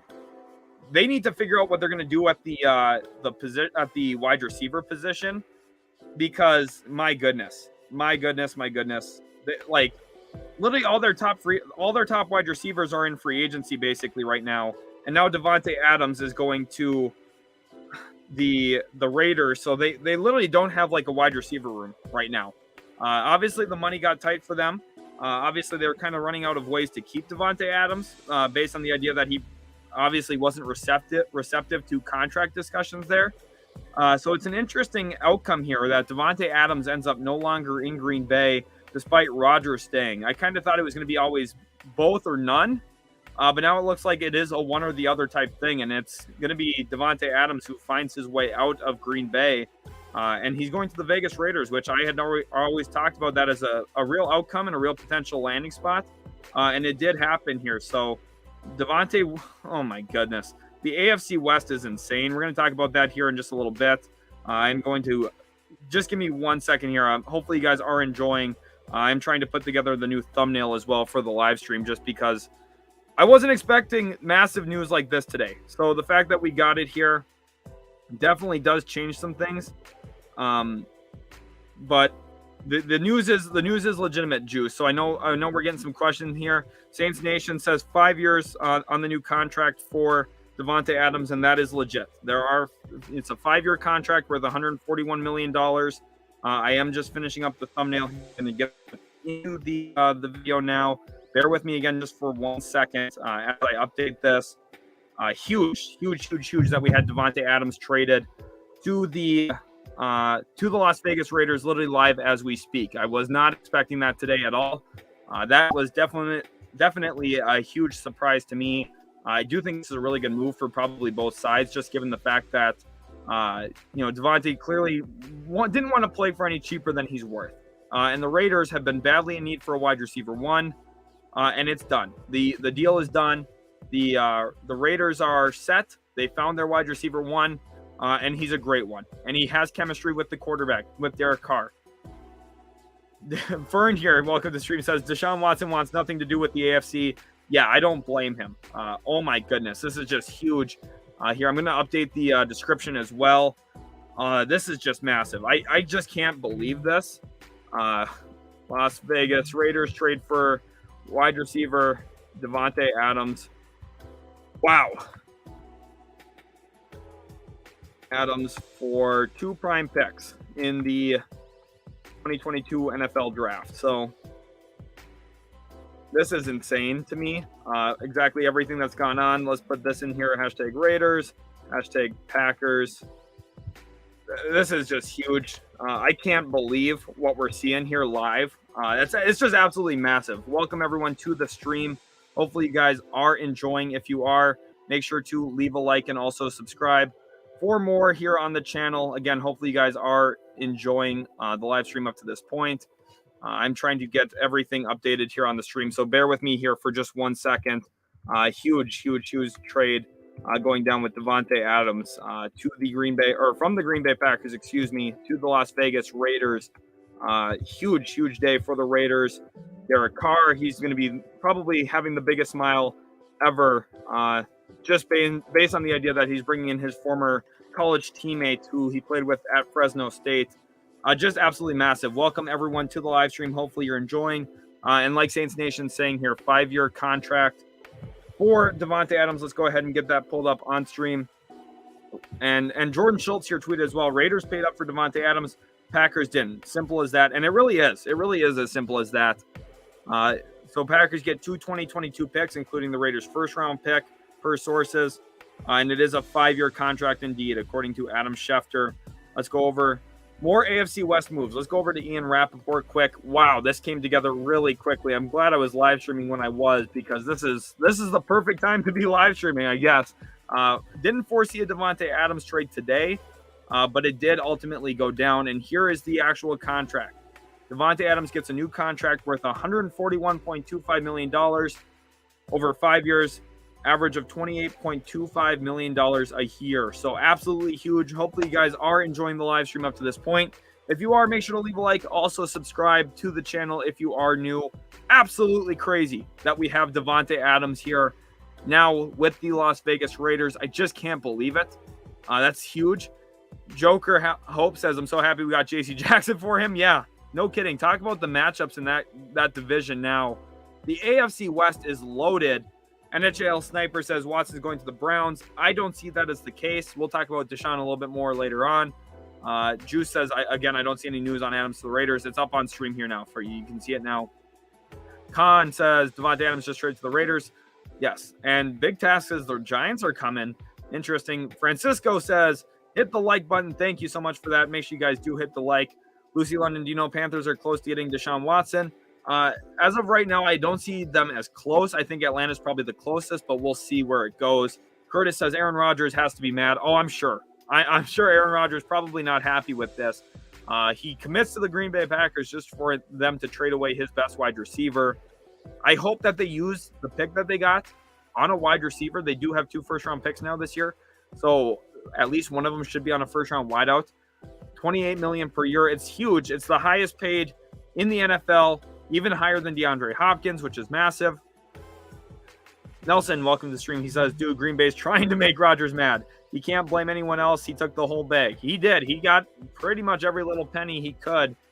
Pretty much the opposite of what Tom Brady's been doing for years, where Tom takes a little bit less than maybe he's worth to help the team keep some key players. You see Chris Godwin staying in Tampa and Davante Adams not staying in Green Bay. That's not by accident. That's not a mistake on how this happens.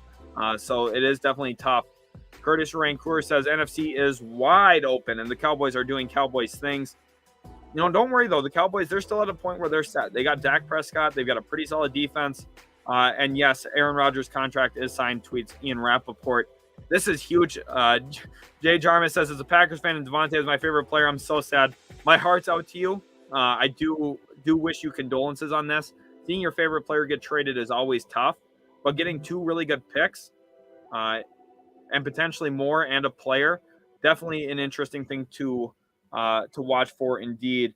I'm trying to keep up my information here. Field Yates with a funny tweet just tweeted, the entire AFC West has clinched a 2022 playoff berth. It feels that way. That division is insane. The AFC West is so good. Let's think about it here. Broncos bring in Russell Wilson. They also bring in Randy Gregory. So they got way better this offseason from where they were at the end of last year. You also look at, a team like the Chargers, who were this close to being a playoff team last year anyway. Then you add in J.C. Jackson, Sebastian Joseph Day, keep Mike Williams. They also brought in Khalil Mack via trade. Okay, that is huge. And then you also look at a situation here too where the Chiefs, they're able to keep a lot of their key guys. Maybe there's a couple moves yet for them to make. We just know how good they are. They're consistently great. And then the other team here, the Raiders, they had been quiet. They hadn't made moves. They make 2 big ones. They bring in Chandler Jones. They get Davante Adams, and instantly they're right in the thick of things there. The AFC West is insane. The Raiders were in a situation where they maybe felt, hey, the division's really improved, and maybe we can't make those types of moves. They went out and they did. They got Rocky Yassin from Indianapolis. They brought in Chandler Jones. They go get Davante Adams. Now, this team is stacked and loaded, and the Green Bay Packers, they got good value for a wideout. To get a first-round pick for a wide receiver, that's tough to do. The last time we saw a trade like that, the Minnesota Vikings drafted Justin Jefferson with the pick that used to be Stephon Diggs. So, sometimes it pans out well, but they're going to have some work to do, and we're going to see if they can get something done during the draft to replace him. Carl Peterson says 2 first-round wide receivers in the draft now, probably. That would be awesome to see them take not only 1 but 2. We'll see if that's possible for them. Jake's man says Tom Grossi's probably mad too. Blazer says, if I'm A-Rod, I'm throwing every pass into the dirt next season for this. Maybe he will be spiteful like that. We do also have some news as well from Jordan Schultz, so I'm going to go ahead and pull that up on Twitter. If you are new to the channel, make sure to leave a like and also subscribe for more here on the channel. Let's go ahead and get Jordan Schultz pulled up because he did tweet something interesting about Deshaun Watson. So we're going to circle back to Deshaun Watson news here as well. If it is the Falcons for Deshaun Watson, consider the possibility that Matt Ryan would be traded to the Colts in a 3-team deal. Remember, Atlanta owes Ryan a $7.5 million roster bonus tomorrow. Clock is ticking for Atlanta, and Ryan doesn't make much sense for the Texans either. Exactly, which is what I was talking about earlier. I don't think it's anything like super, like high level, oh my gosh, this is genius. I think this is pretty obvious to me that this type of deal could go down. But let's get back over to the deal on Davante Adams because this is just absolutely massive. Let's go ahead and pull Davante Adams back up here. Adams is so phenomenal. Another all-pro level season for him. And it's crazy to see. Schefter says 2 prime picks. I'm not sure if we have anything else on him yet up to this point, exactly what those picks are. Again, here, Rappaport had tweeted. Wow. Okay, so Rappaport here has a new tweet, actually. Let's pull that up instead, because I think this one's a really interesting one to kind of look at the realization of Aaron Rodgers, the Green Bay Packers, and everything that's going on. While Aaron Rodgers was negotiating his contract, he knew Davante Adams would never play for the Packers again. The situation was too far gone. Something had to give, and when Adams informed Green Bay he wasn't playing on the tag, talks got fired up.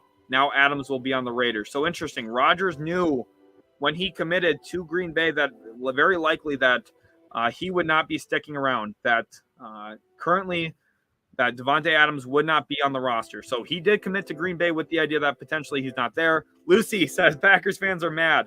Yeah, they are, and I understand why I'd be mad too. Rodgers did take all the money. Interesting. He says Rodgers is mad. It seems like Rodgers was aware. So, latent misperception says Rodgers shot himself in the foot. Yeah, I mean, he did take a ton of the money. So it does, with the salary cap league like the NFL, it does get tough to keep everyone. I agree, Wallace. I'm a devoted Panthers fan, but this organization's a mess. Interesting. I wouldn't blame him for not wanting to come here. You're talking about Deshaun, I'm guessing. Yeah, I feel that. Clayton, definitely not in love with the idea of having to face him twice a year. So that is definitely a huge shock as well. Drew says, I think he got tired of Rodgers and his drama queen personality. Probably very possible that Davante Adams didn't want to be there. But I think those two guys are, pretty good friends. So it's probably likely that those two were communicating this whole time. Braden, I thought of you right away. A Packers fan, obviously, by the profile picture he's got. Can't believe we traded him. I know, definitely a huge loss. Duke Tomlinson just says, wow. I mean, that's a great way to sum it up. Huge trade. Sports, this is a great comment here, and I'm actually really glad you put this in here. On the day that Julio Jones heads toward free agency, probable that Julio Jones just ends up in Green Bay. He's not going to be what Davante Adams is. He's not going to have that great of a season. He's well past his prime. So you can't rely on him to have, 1,500 yards, anything crazy like that. But what I do think is I think he can be at least reliable for Aaron Rodgers. The two of them probably will get on the same page pretty quickly. When you have an elite wide receiver or someone who's been an elite wide receiver, at least historically, you put him with an elite quarterback, the two of them usually get on the same page rather quickly. So I think there would be some success there. Murder Too Fresh also puts it simply, wow. And I just think that's a great way to sum it up, honestly. Late Misperception says, no, Matt is old and his contract is whack. He's another Band-Aid on the Colts at QB, which is why I think that instead of getting him traded to Indianapolis, I think what ultimately makes the most sense is like a 4-team trade where Baker goes to Indy. Indy probably sends a second and then Matt Ryan goes to Cleveland. So Indy gets their guy who's younger, Baker Mayfield, and kind of gives them a little bit more stability at the quarterback spot than what they've had. And that's really what makes the most sense to me. This is absolutely insane, though. Davante Adams to the Raiders. It's funny. I actually did a Madden rebuild on the channel earlier this year. If any of you guys are interested in going to watch it, you could probably just look up Utility Sports Raiders rebuild. And you would see me. I actually do acquire Davante Adams in that one via free agency. So it played out a little bit different. But it definitely does hurt for sure. Psycho says, Braden, it ain't that terrible, bro. Chill. I mean, I do think they're in a weird spot right now, though. Let's go ahead and look at the Green Bay Packers roster. And I do want to point out who they have on their wide receiver room currently as we speak. They've been able to maintain a lot of that defense, which they do deserve a lot of credit for. But specifically, if you look at the wide receiver spot, it ain't pretty right now. Marquez Valdez-Scantling, Equinemius St. Brown, both in free agency. The wide receiver spot's tough for me because you're at a point now where you have Rico Gafford, you have David Moore, you have Amari Rodgers, you have Randall Cobb, which isn't great.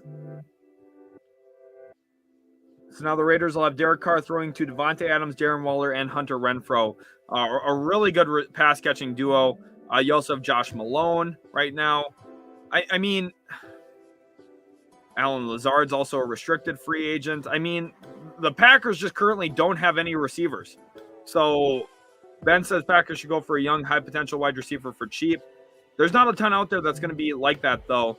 Braden says the problem with Julio Jones is he gets injured a lot. Yes, he does. And that's the thing is you can't rely on him like you can a Davante Adams. So I'm not suggesting he's a replacement, but he could fill in and at least give you something, which I think is valuable just given what they have right now. Lateness Perception says, do people not know how Davante Adams and Carr balled out at Fresno State? Their connection was magic. Exactly. It was. And I think these two guys are going to be dynamite together again. And the thing here with Vegas, when it came down to it, Hunter Renfro's a phenomenal playmaker, just makes magic happen occasionally. Darren Waller, a great 20-20 tight end where when he's healthy, he's one of the best, vertical threat tight ends in the NFL. It can be a high volume possession tight end as well. Just a really great tight end, but they've always just been missing that number one wideout. They looked for it. They tried to find it when they had Gruden. They went out and got Antonio Brown. Just didn't work. They went and got Tyrell Williams, who isn't meant to be a number one, but their idea was let's improve the wide receiver room, get Tyrell Williams AB in the same offseason. He never stayed healthy there. Then they go out and get Henry Ruggs in the early first round. Obviously, we know what happens from there. He wasn't even going to be that guy because he's more of a speed wide receiver, was following more of a John Ross career trajectory than anything before, everything that kind of played out. But now they got it. They have their guy, Davante Adams. He is with the Las Vegas Raiders, and it's huge for that team. Andres Lopez says this is the Patrick Mahomes effect. In a way it is, because every single team in the AFC is loading up to try and beat Kansas City.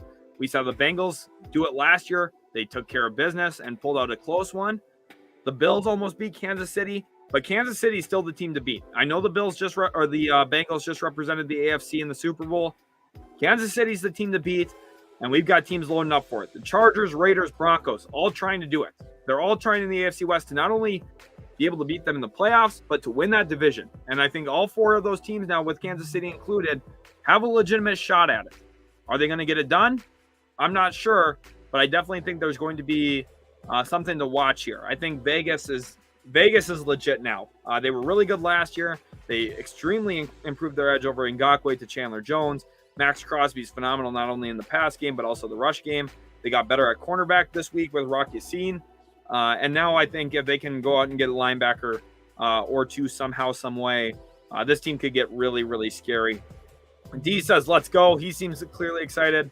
Kellen says, Waller about to go off. I'm guessing is kind of what he meant there.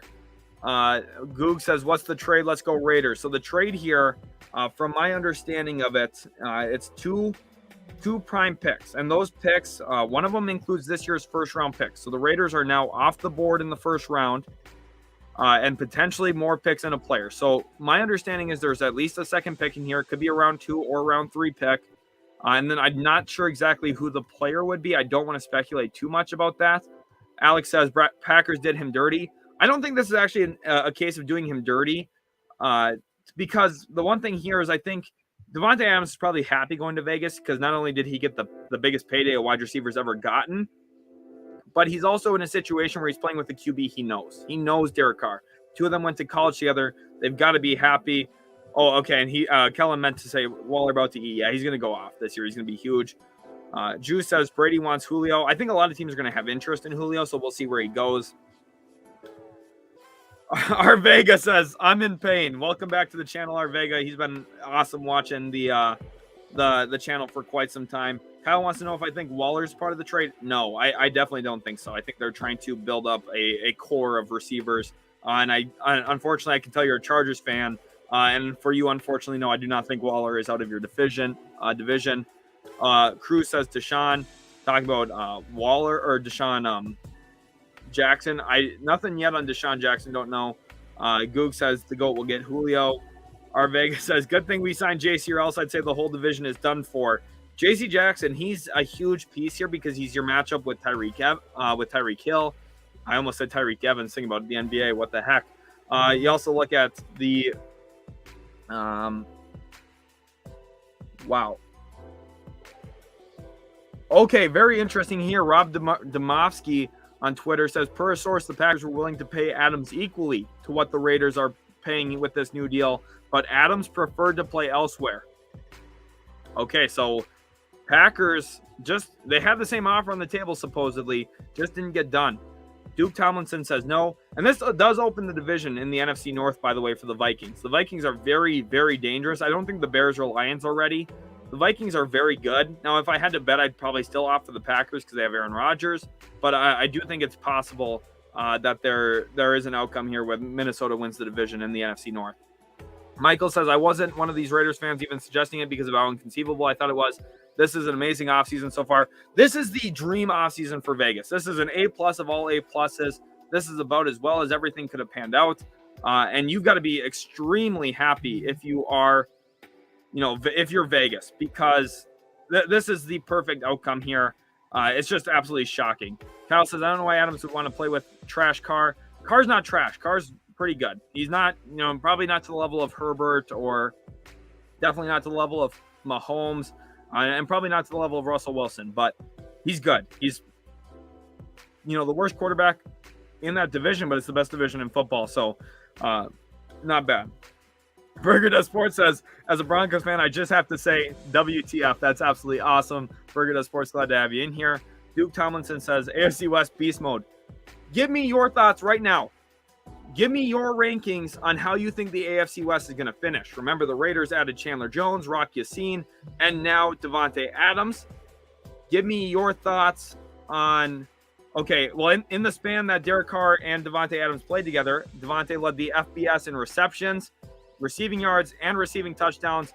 During that span in 2012 and 2013, Derek Carr led the FBS in pass yards and passing touchdowns, and the Bulldogs won the inaugural Mountain West Championship game, so they won their conference. So,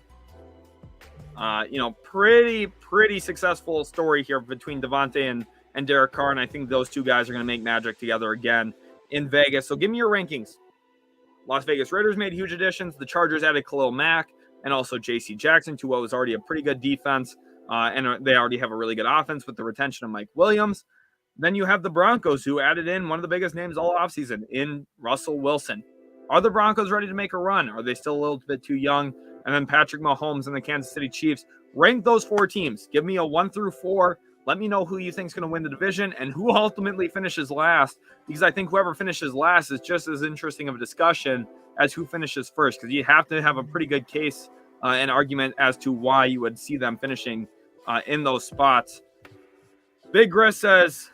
RN for Raider Nation for life, just one, baby. It's a huge move. Glad to have you guys in here. I am going to turn the stream to subscriber chat only. So if you guys do want to continue commenting, go ahead. You have to hit that subscribe button. I just updated it now. Go ahead and hit that subscribe button if you want to continue commenting. Paul says, if Scooby-Doo and gang took the mask off Carr, Jamarcus Russell would be underneath. Not quite. That's a funny comment for sure, Paul. I just don't think that's the reality. I think Derek Carr is pretty solid quarterback. Martin says Carr and Adams are back together just like the old days at Fresno State. Don't care for the Raiders, but this should be pretty exciting. I'm excited for it. And if you have Davante Adams in any keeper leagues, I don't really think his value actually goes down here. The Adams trade is not done yet. Yes, it is. From what I have seen, everything is done. We don't exactly know all the final pieces in it, but it is done. Kyle says, LOL, not even a little scared of the Raiders. Okay, so Kyle, a fan of the Chargers, who just lost to the Raiders to get into the playoffs this past year, showing some bold confidence, saying he's not even afraid of them. I like that. Raiders were silent assassins this week, silent the first 2 days of free agency. And then this is who they've ended up with in free agency. You remember, new head coach, Chandler Jones, Rock Yassin, Brandon Bolden, Jakob Johnson, Alex Bars, Mac Hollins, and Davante Adams over the last 24 hours. Huge. Mike O'Reilly says Raiders knocked bolts out of the playoffs, so I wouldn't sit this one out. That's what I'm saying here. I would be a little hesitant and nervous as well. K'Von White, they couldn't get Waller for Adams. I don't think so. I wouldn't give up Waller if I'm giving up a first round pick already. So, and the idea here is if you're taking in Davante, you probably want to stay really competitive and keep your star tight end. Sharon says Rodgers should have taken less money and let them give it to Davante Adams if you really wanted to keep him in Green Bay. That's a good point, but supposedly the offer on the table for Davante was the same one that the Raiders ultimately gave him. Burger Does Sports says 1 Broncos, 2 Chargers, 3 Chiefs, 4 Raiders. So interesting. He got the Chiefs falling down to 3. Now, it is worth noting Burger Does Sports is a Broncos fan. So maybe, just maybe, there's a little bit of bias here in this one. I'm going to give my rankings on this division as well here in a little bit. Sports Hulk says, we got him. Raiders win the chip this season. I mean, it would be awesome to see the Raiders get back to that level. I know some of our AFC West fans in here that aren't Raiders fans probably wouldn't agree with my statement just there. Devin Nutter says, no, it's Chiefs, Chargers, Raiders, Broncos. So interestingly enough, not buying into the Broncos adding Russell Wilson with their new head coach there coming over from the Green Bay Packers. So he's putting his trust into the Chiefs, Chargers, Raiders, and Broncos. Kyle says 1 Chargers, 13-4, Broncos 2 at 12-5, Kansas City at 11-6. Interesting. People are not high on Kansas City. And then he sees the Raiders finishing below 500 despite getting better this offseason. R. Vega, another Chargers fan here, says first Chargers, of course. You got to put the Chargers first if you're a Chargers fan. 2 Raiders, 3 Broncos, and 4 Kansas City. Whoa, we got some hate on Kansas City in the chat right now.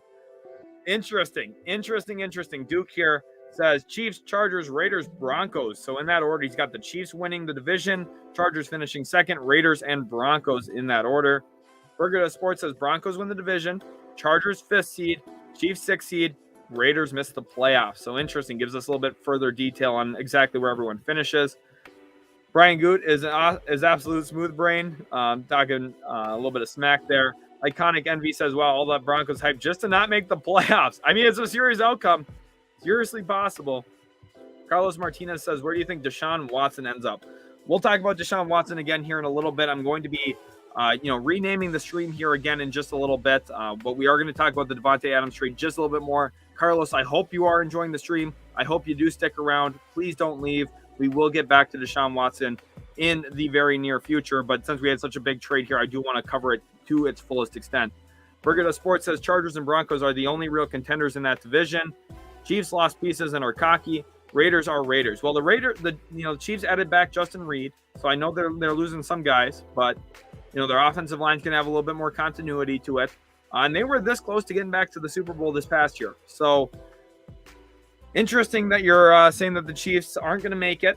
I think that the Chiefs are probably the best team in that division still, but Braden says Jordy Nelson also went to the Raiders after we got rid of him. Yeah, so there's a little bit of a continuity here, except I think that Davante Adams is going to even have a better tenure in Vegas than Jordy Nelson did with Oakland back when they were in Oakland. Joker Hope says, I can't wait to see our defense versus their offense. Yeah, I think specifically he's talking about the Raiders offense versus the Chargers defense. That will be fun to watch. Braden says, this is so much fun with the eye roll emoji. Obviously a Packers fan, not as excited about the current situation. Curtis says, I think all 4 make playoffs. Definitely a possibility. It's gonna be interesting to see. Very possible all 4 of those teams end up at like 10-7, just with how competitive that division is gonna be. Lucy London says, I subbed to your channel. Thank you so much. Glad that you are subscribed. If you're subscribed right now, please comment the word subscribe so I can shout you out, give you a big thank you for being subscribed to the channel.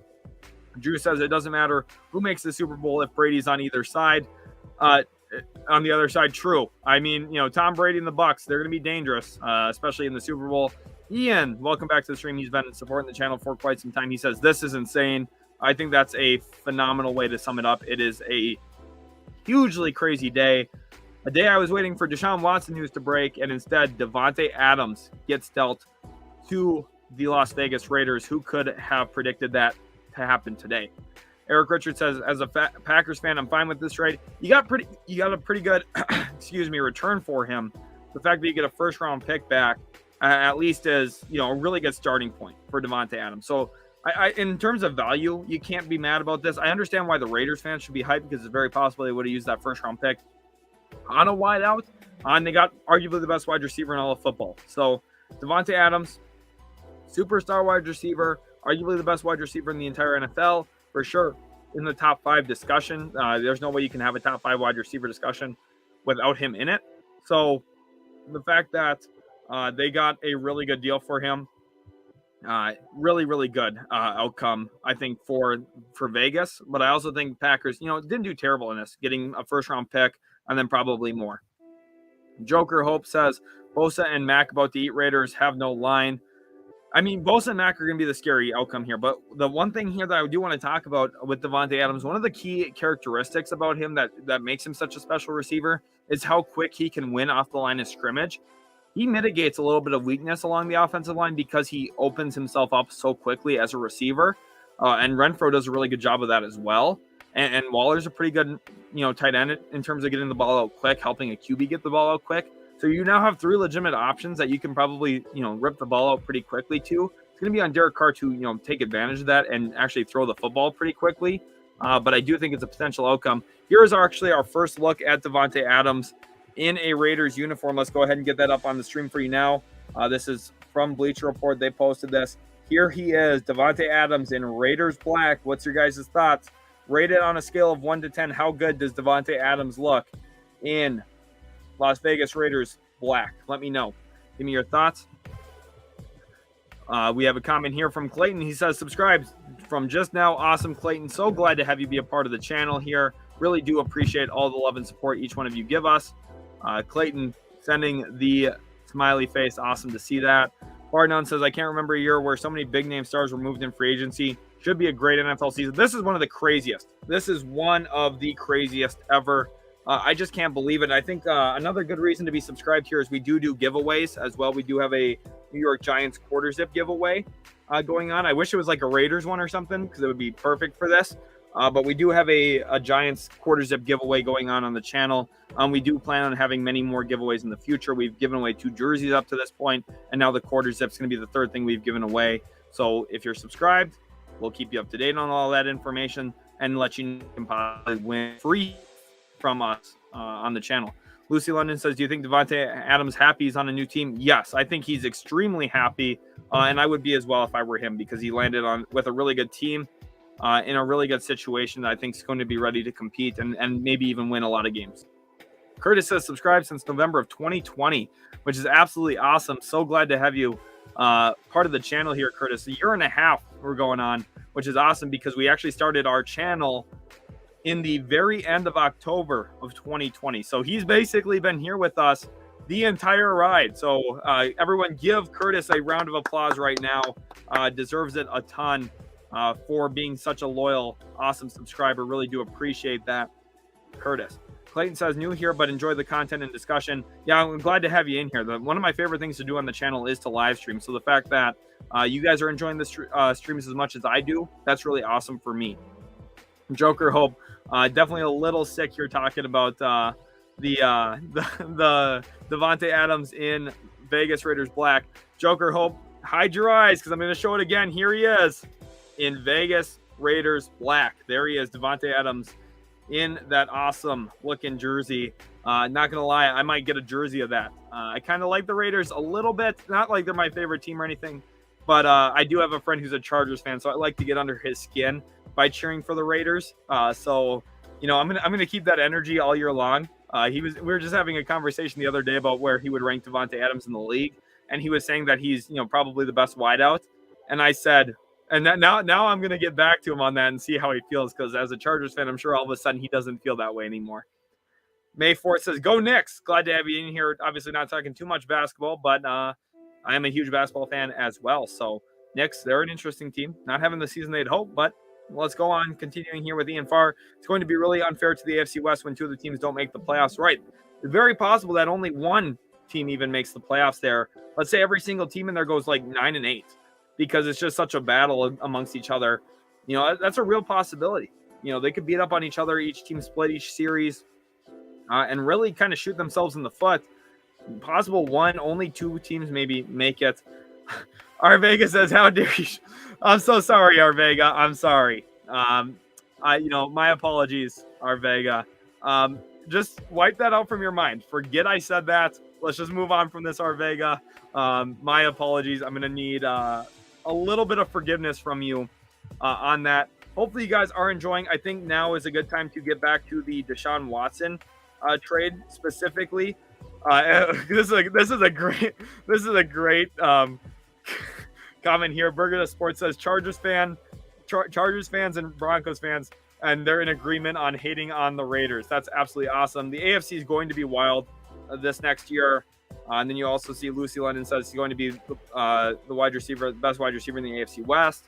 And then how often do you stream your show? Clayton, it kind of depends. Sometimes, sometimes I stream 4 or 5 times a week if there's like if it's a big week, if it's like NBA trade deadline or NFL free agency, that kind of stuff, or NBA draft stuff.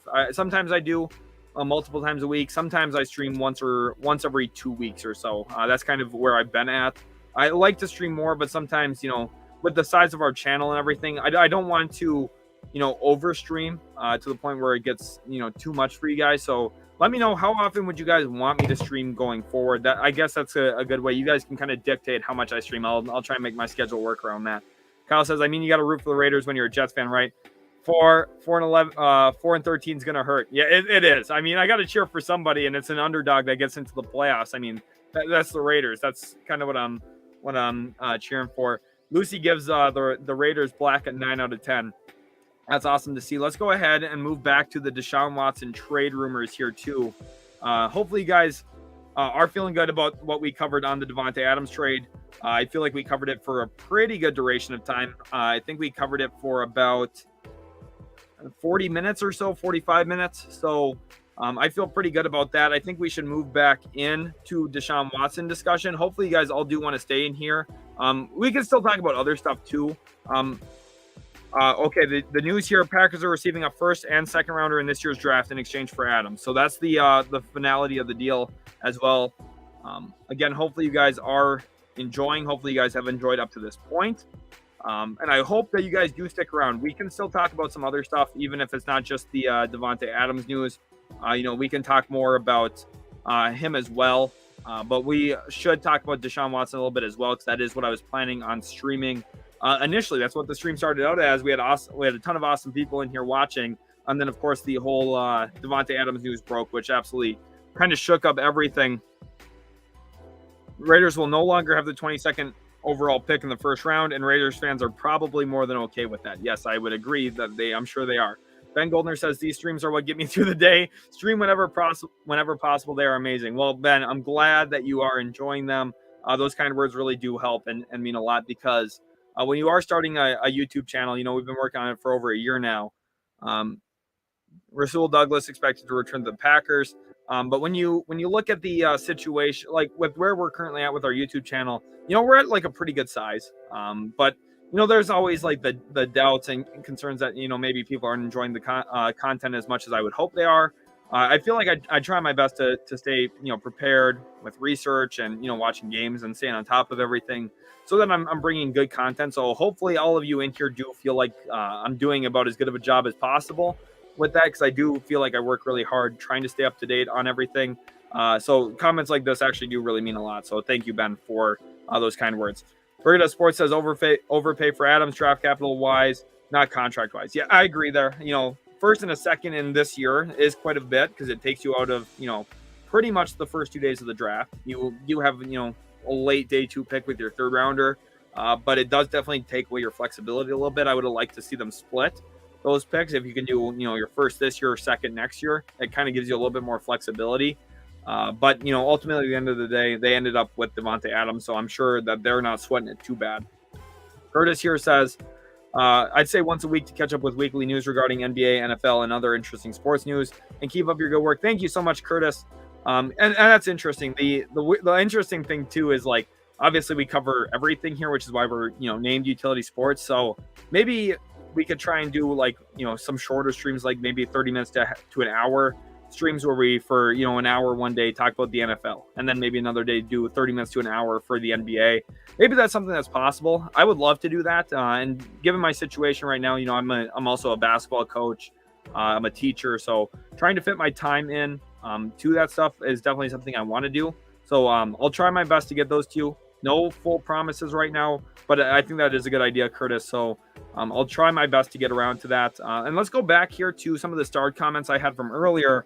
Let's get back on the topic of Deshaun Watson here, and how does he actually get traded? Because we are talking about the Deshaun Watson trade rumors. Any team could have signed Davante Adams to an offer sheet, given up 2 first-round picks, but the Packers didn't match. but Adams wanted to go to one place, Las Vegas, and the Raiders gave up only slightly less to get him. Yep, which, that's what makes sense to me. Ben Goldner here. Let's go back to his original comment on who he thinks gets Deshaun Watson and specifically what the compensation would be. For that, with that, let's go ahead and read this here. He says Atlanta gets Deshaun Watson, a 2023 fourth from Houston, and a 2022 third from Houston. And in return, Byron Pringle signs with the Bears, by the way. So he's going to a place where he has a connection with GM Ryan Poles, and he gets his guy. But Houston in return gets 3 first-round picks, which would include this year's, which is pick 8. Seattle has pick 9.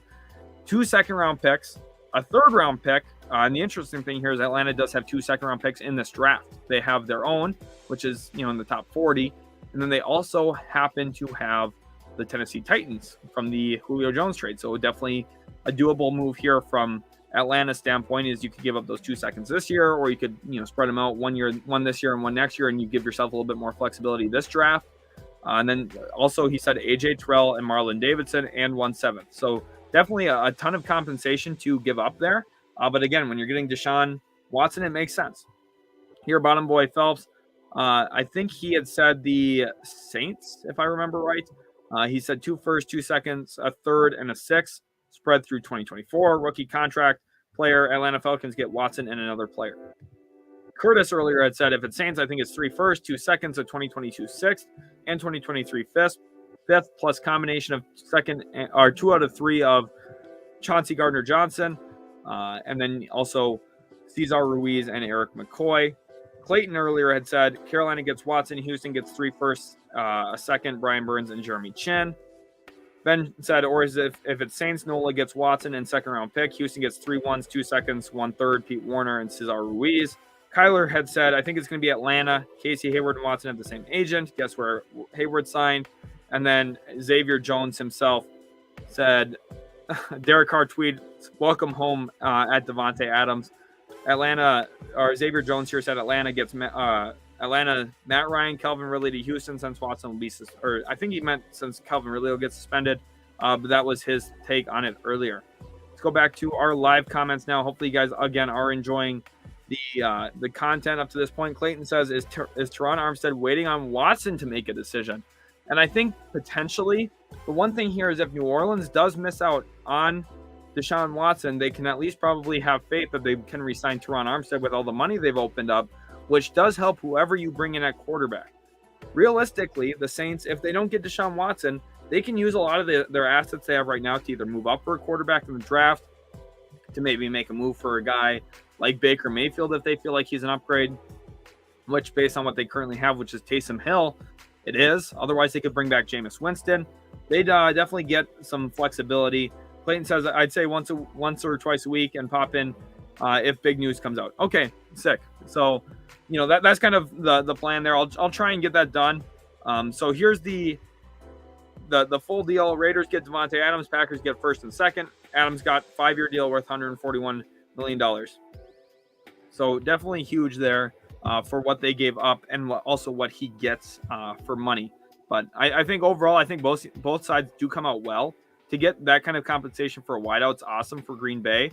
But ultimately, at the end of the day, I think, looking at what the Raiders get, it's well worth doing. Ben says Cleveland gets Matt Ryan and picks. Indy gets Baker so Cleveland gets Matt Ryan and picks. Indy gets Baker Mayfield. Atlanta gets Watson. Houston gets 3 firsts, 2 seconds, and player in 4-team blockbuster trade. See, this is what I've been saying. This is what I think makes the most actual sense here, especially if Atlanta is getting Deshaun Watson. They have an actual piece in Matt Ryan who makes sense to get traded. What I would add to this here is I think that Atlanta should also probably get a 3rd-round pick or a 4th-round pick back from Cleveland. What I think an actual deal should look like, and I'm going to actually type it out now because I think if I type it now and I end up being right, that would be awesome.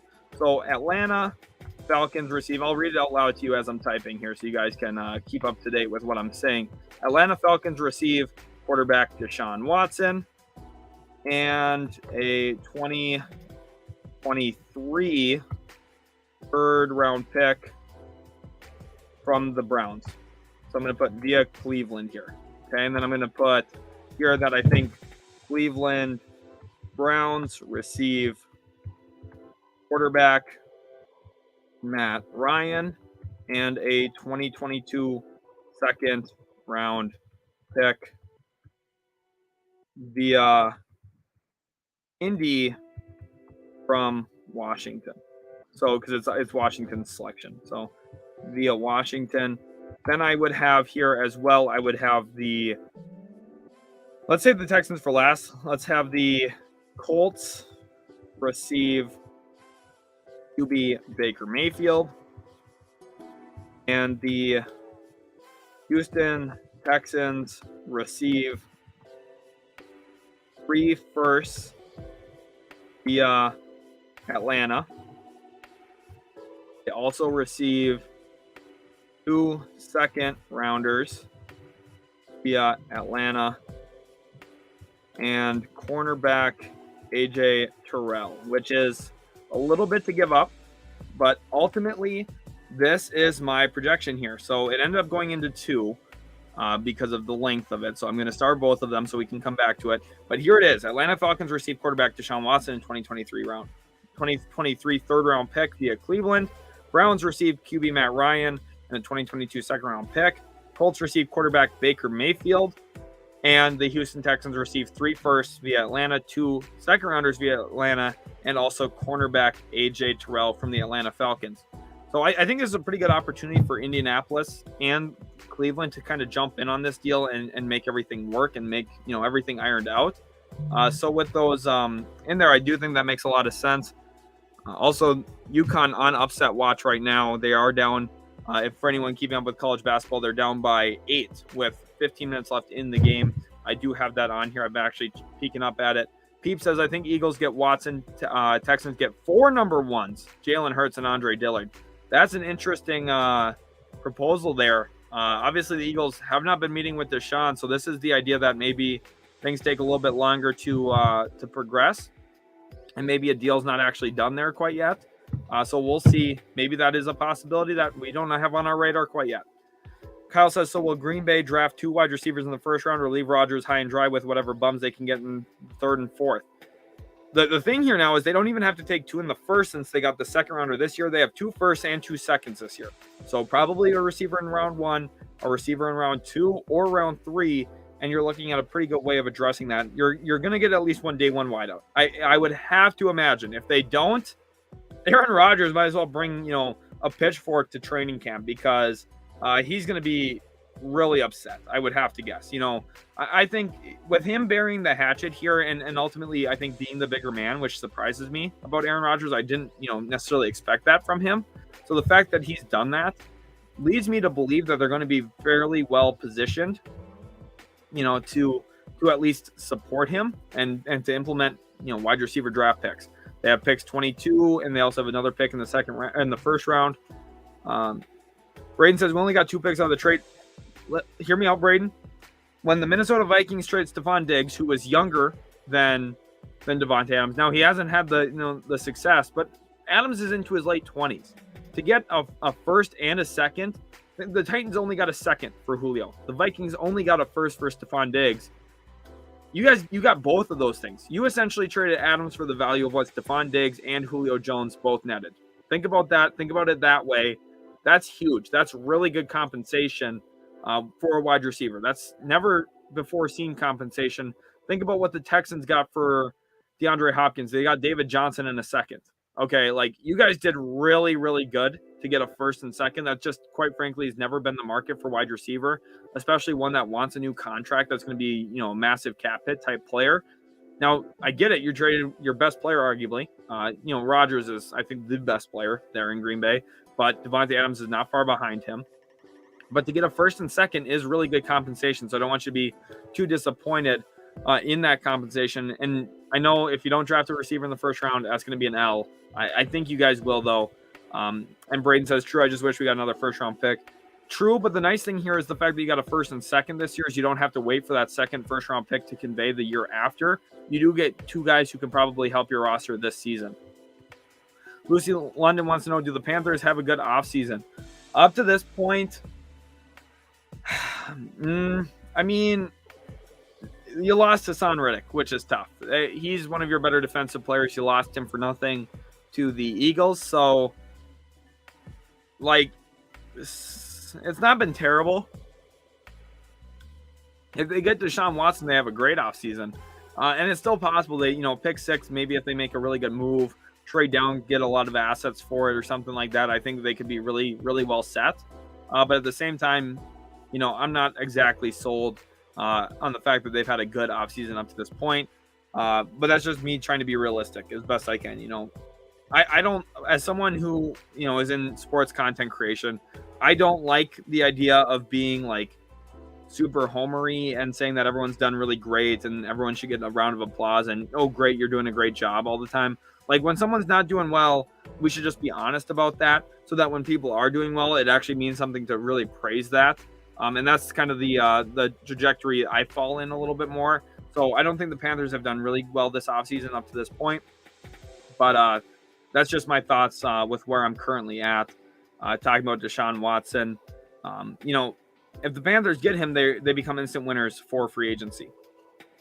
Fern wants to know, if you're Cleveland, Atlanta, New Orleans, Carolina, and you've lined up all the cap room and picks and players in compensation for Deshaun Watson, do you not place a call to Green Bay and make an offer for Rodgers?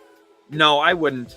Especially not with the specific, price point of what Deshaun Watson is going to cost in terms of assets. Like, I know he's a back-to-back league MVP. I know how great Aaron Rodgers is. So, but we just can't forget how old Aaron Rodgers is in comparison to Deshaun.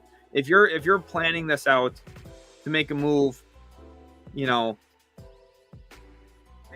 Bay is really happy with where they're at. They would have to sit and say, well, we got our guy back. We got Rodgers. We want Rodgers. Like, you'd probably have to give up a similar package just to even convince them to do it. And for me, like, that just seems like messy, and you're getting an older player. I understand your standpoint here and your perspective. I think Cleveland should probably be the one that pushes for it now that Baker Mayfield wants out. They're the team that's like, they're really ready to win, whereas like New Orleans, Atlanta, Carolina, like, if you get Aaron Rodgers, you're probably still not winning a Super Bowl. So, like, no. But I understand your mindset there with that, and that's a really good question.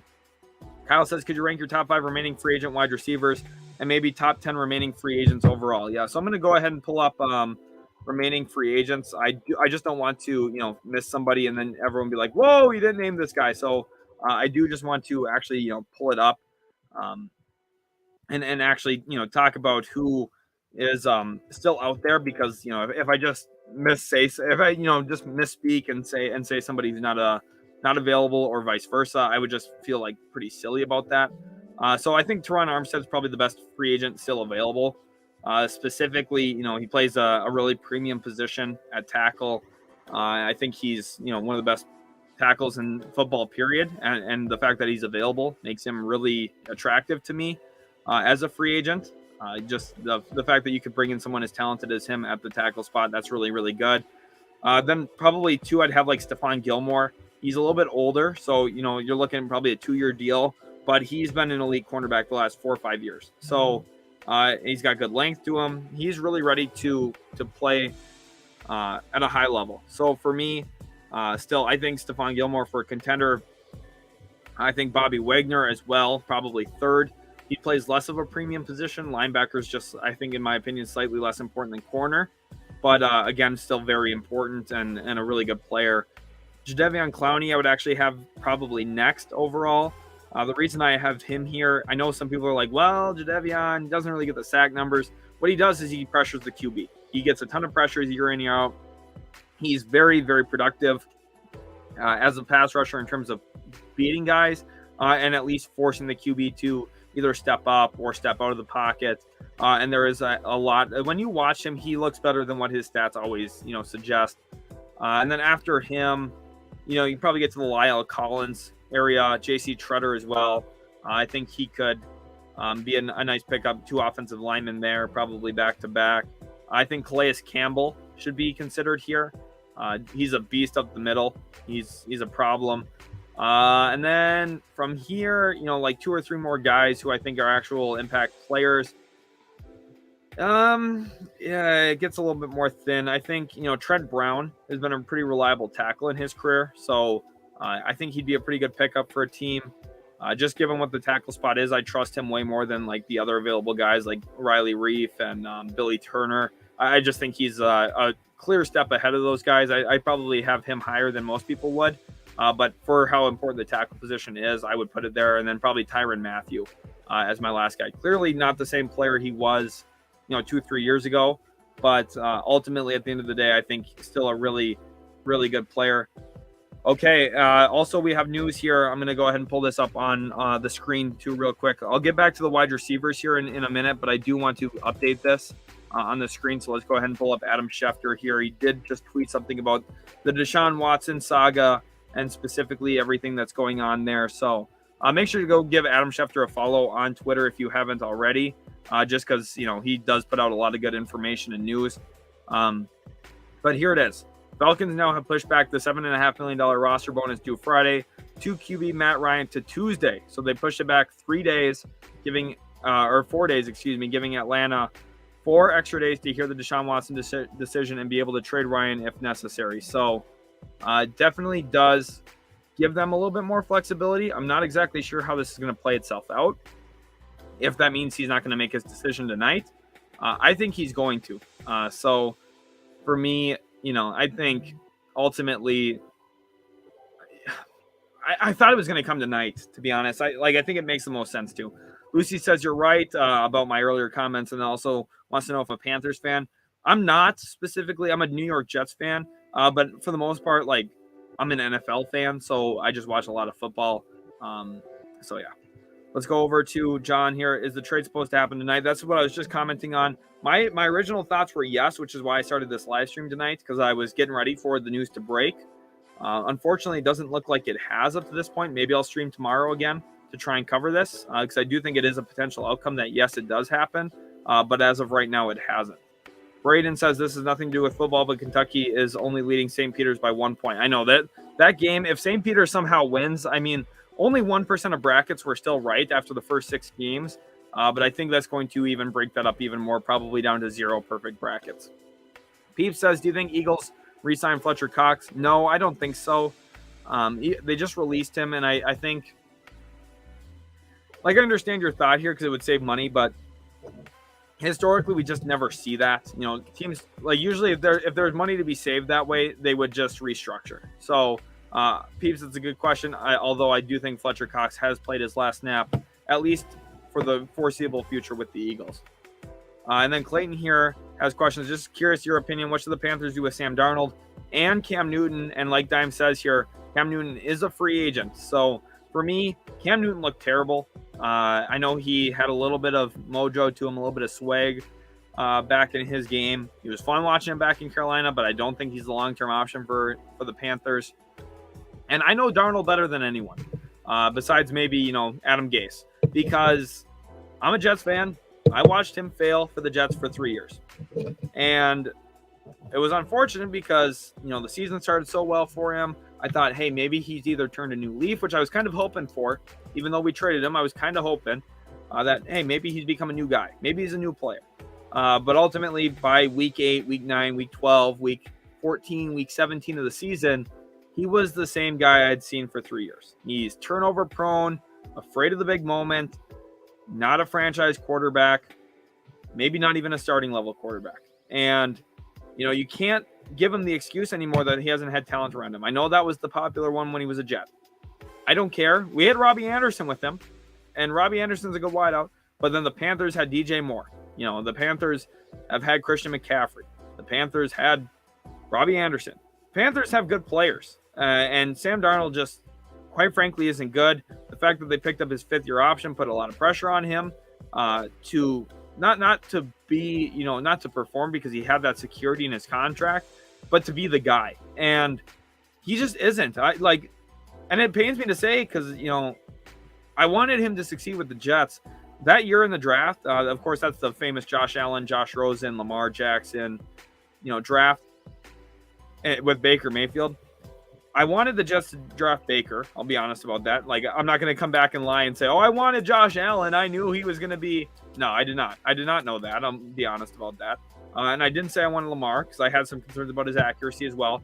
QB accuracy scares me, honestly, about college QB. So, Josh Allen, Lamar Jackson, two guys I just had concerns about. Obviously, hindsight's 2020. I was wrong about that. But I knew I didn't want Sam Darnold. I knew I didn't. I didn't even see him as a top 5 QB in that class. And ultimately, I think I was right. So it's sad, but I think that they should just let him maybe play out his career, maybe let him play out the season.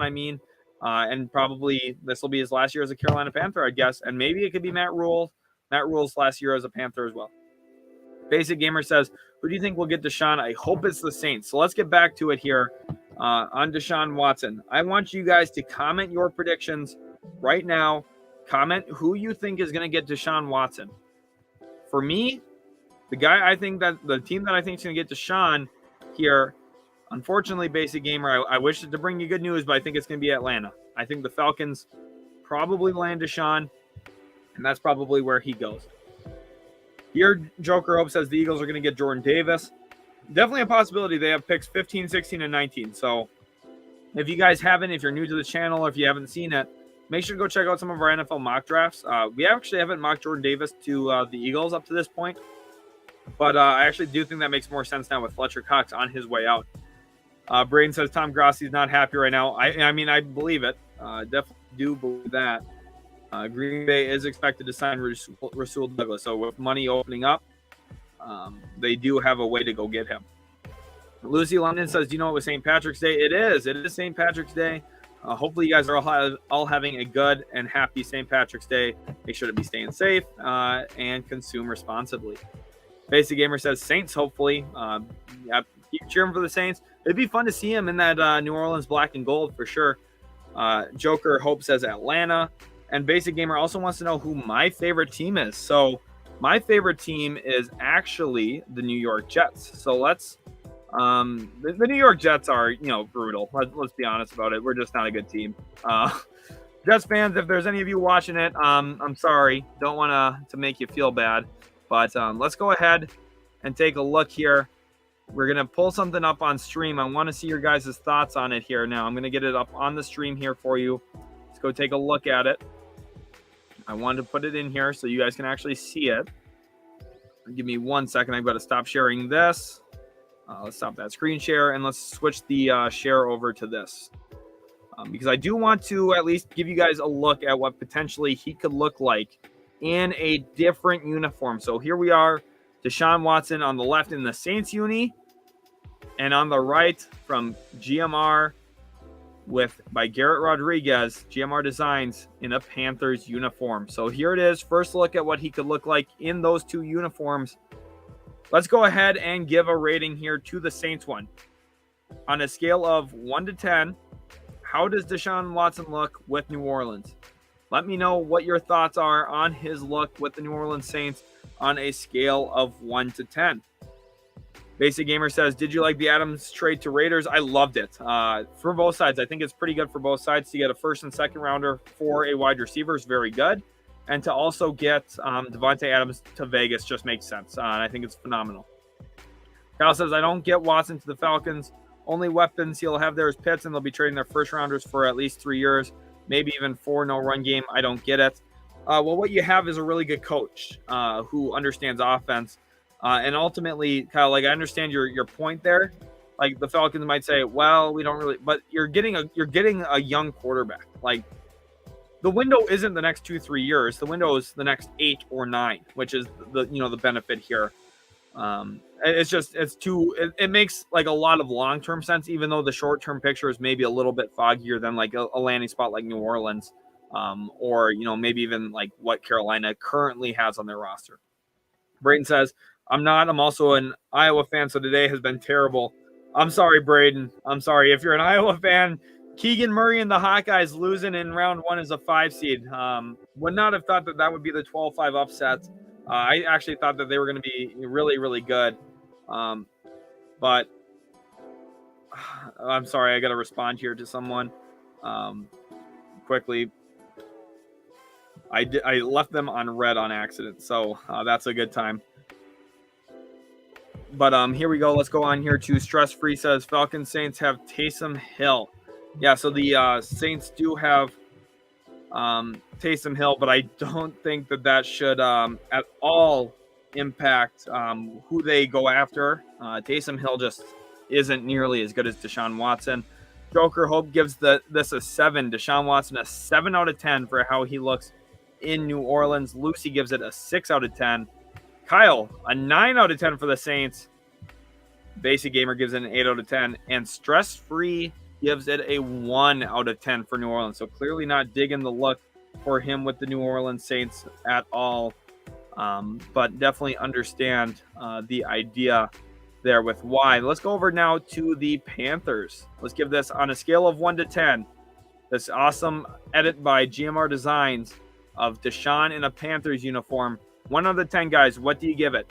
What do you give it, guys? Let me know in the comment section.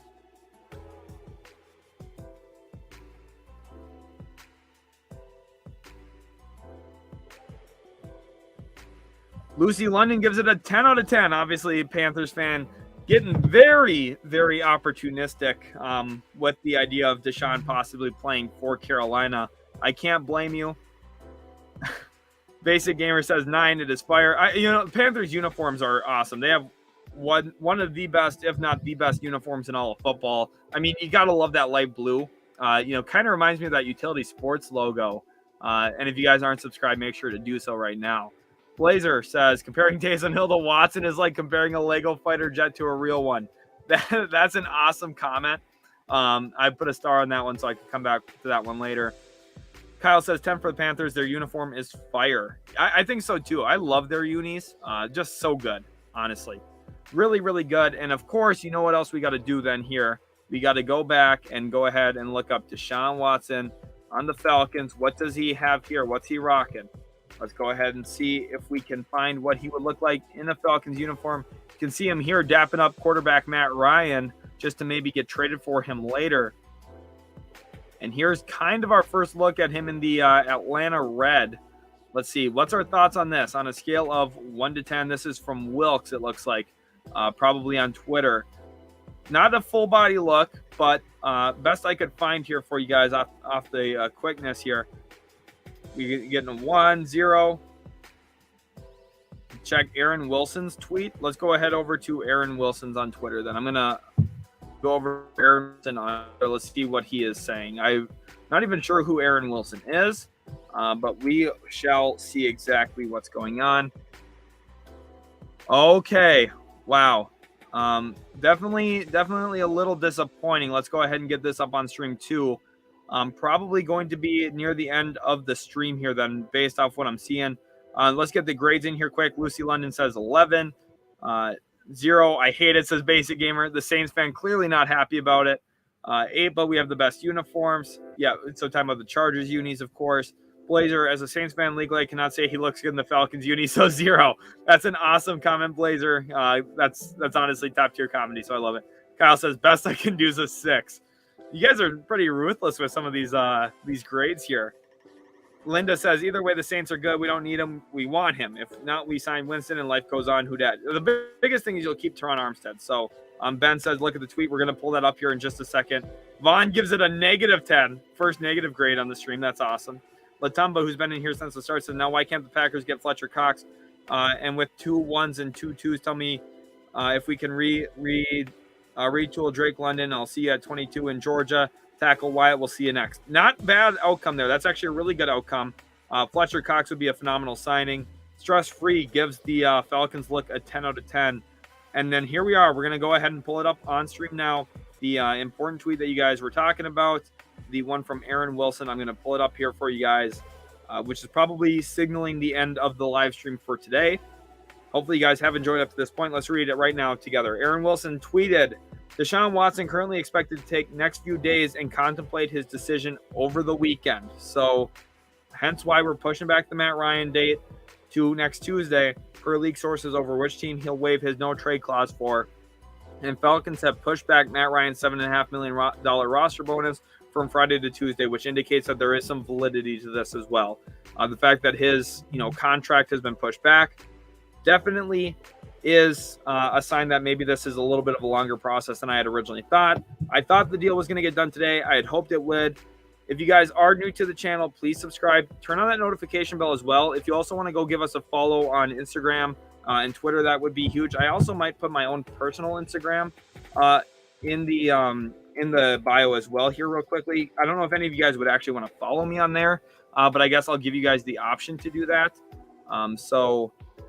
That's what we're gonna try our best to do here. I'm getting that information for you right now as I put in my information on stream. So just give me 1 second here. If you guys are interested in following us on there, go check it out in the description right now. I'm also going to take pictures quick of every comment that we had about what the compensation could be for the actual trade. So again, give me 1 second here. I'm going to share this. I'm going to put this into the bio, the description on here. You guys might have to hit refresh real quick as well. So just give me 1 second to get this all updated for you guys. Let me put this into the YouTube. And if you do want to go follow me, we'll put that here in the description. Right below the first paragraph there, I will put my own Instagram, and then the others, the socials are below that as well. So hopefully you guys have enjoyed the live stream today. If you hit refresh now, it'll give you a chance to go view that. Let me know if there's anything else you guys would like to hear or anything. Basic Gamer says, have a good night. Thank you so much, Basic Gamer. It was awesome having you in here. Blazer says, notifications are definitely staying on. Awesome. I mean, Deshaun Watson, we're going to see what happens with him. I will record it the moment anything does, though, or I'll be live, hopefully. So if I'm live again, love to have you guys all stop in here. Again, hit that refresh button real quick to make sure if you want to follow us on the socials that they do pop up in the description for you. And again, I do really appreciate all the love and support you guys showed. You asked some great questions. Gave some really good comments and insights as well. And that's the best part about utility sports, in my opinion, is the collaborative platform that this has become. You guys can share your thoughts with me as much as I can share mine with you. So always very awesome having you. Kyle says, thanks for the stream. Have a great rest of your night, brother. Thank you. You too, Kyle. Glad to have you in here. I'll be cheering for your Chargers low key. Okay, Kyle, I'll be cheering for you. Joker, I'll be cheering for your Chargers as well a little bit. Have a blessed day. Again, thank you guys all so much. Really do appreciate each and every one of you. Lucy, go Panthers. I'll be cheering for your Panthers along the way. Hopefully they'll get Deshaun Watson. Steelers and Saints fan, I'm cheering for you guys too, okay? Don't feel left out on that. I'm cheering for all of you. I don't know. I'm conflicted now. I came into this stream unbiased, and now I'm biased for all three teams, so I'm not really sure. And then here, Stress says, Falcons should have drafted Justin Fields when they had a chance.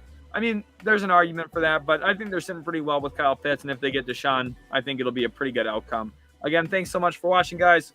If you did enjoy, leave a like on the stream real quick. Subscribe if you're new. Go check out our other content here at Utility Sports. And until next time, get very nice Utility Sports.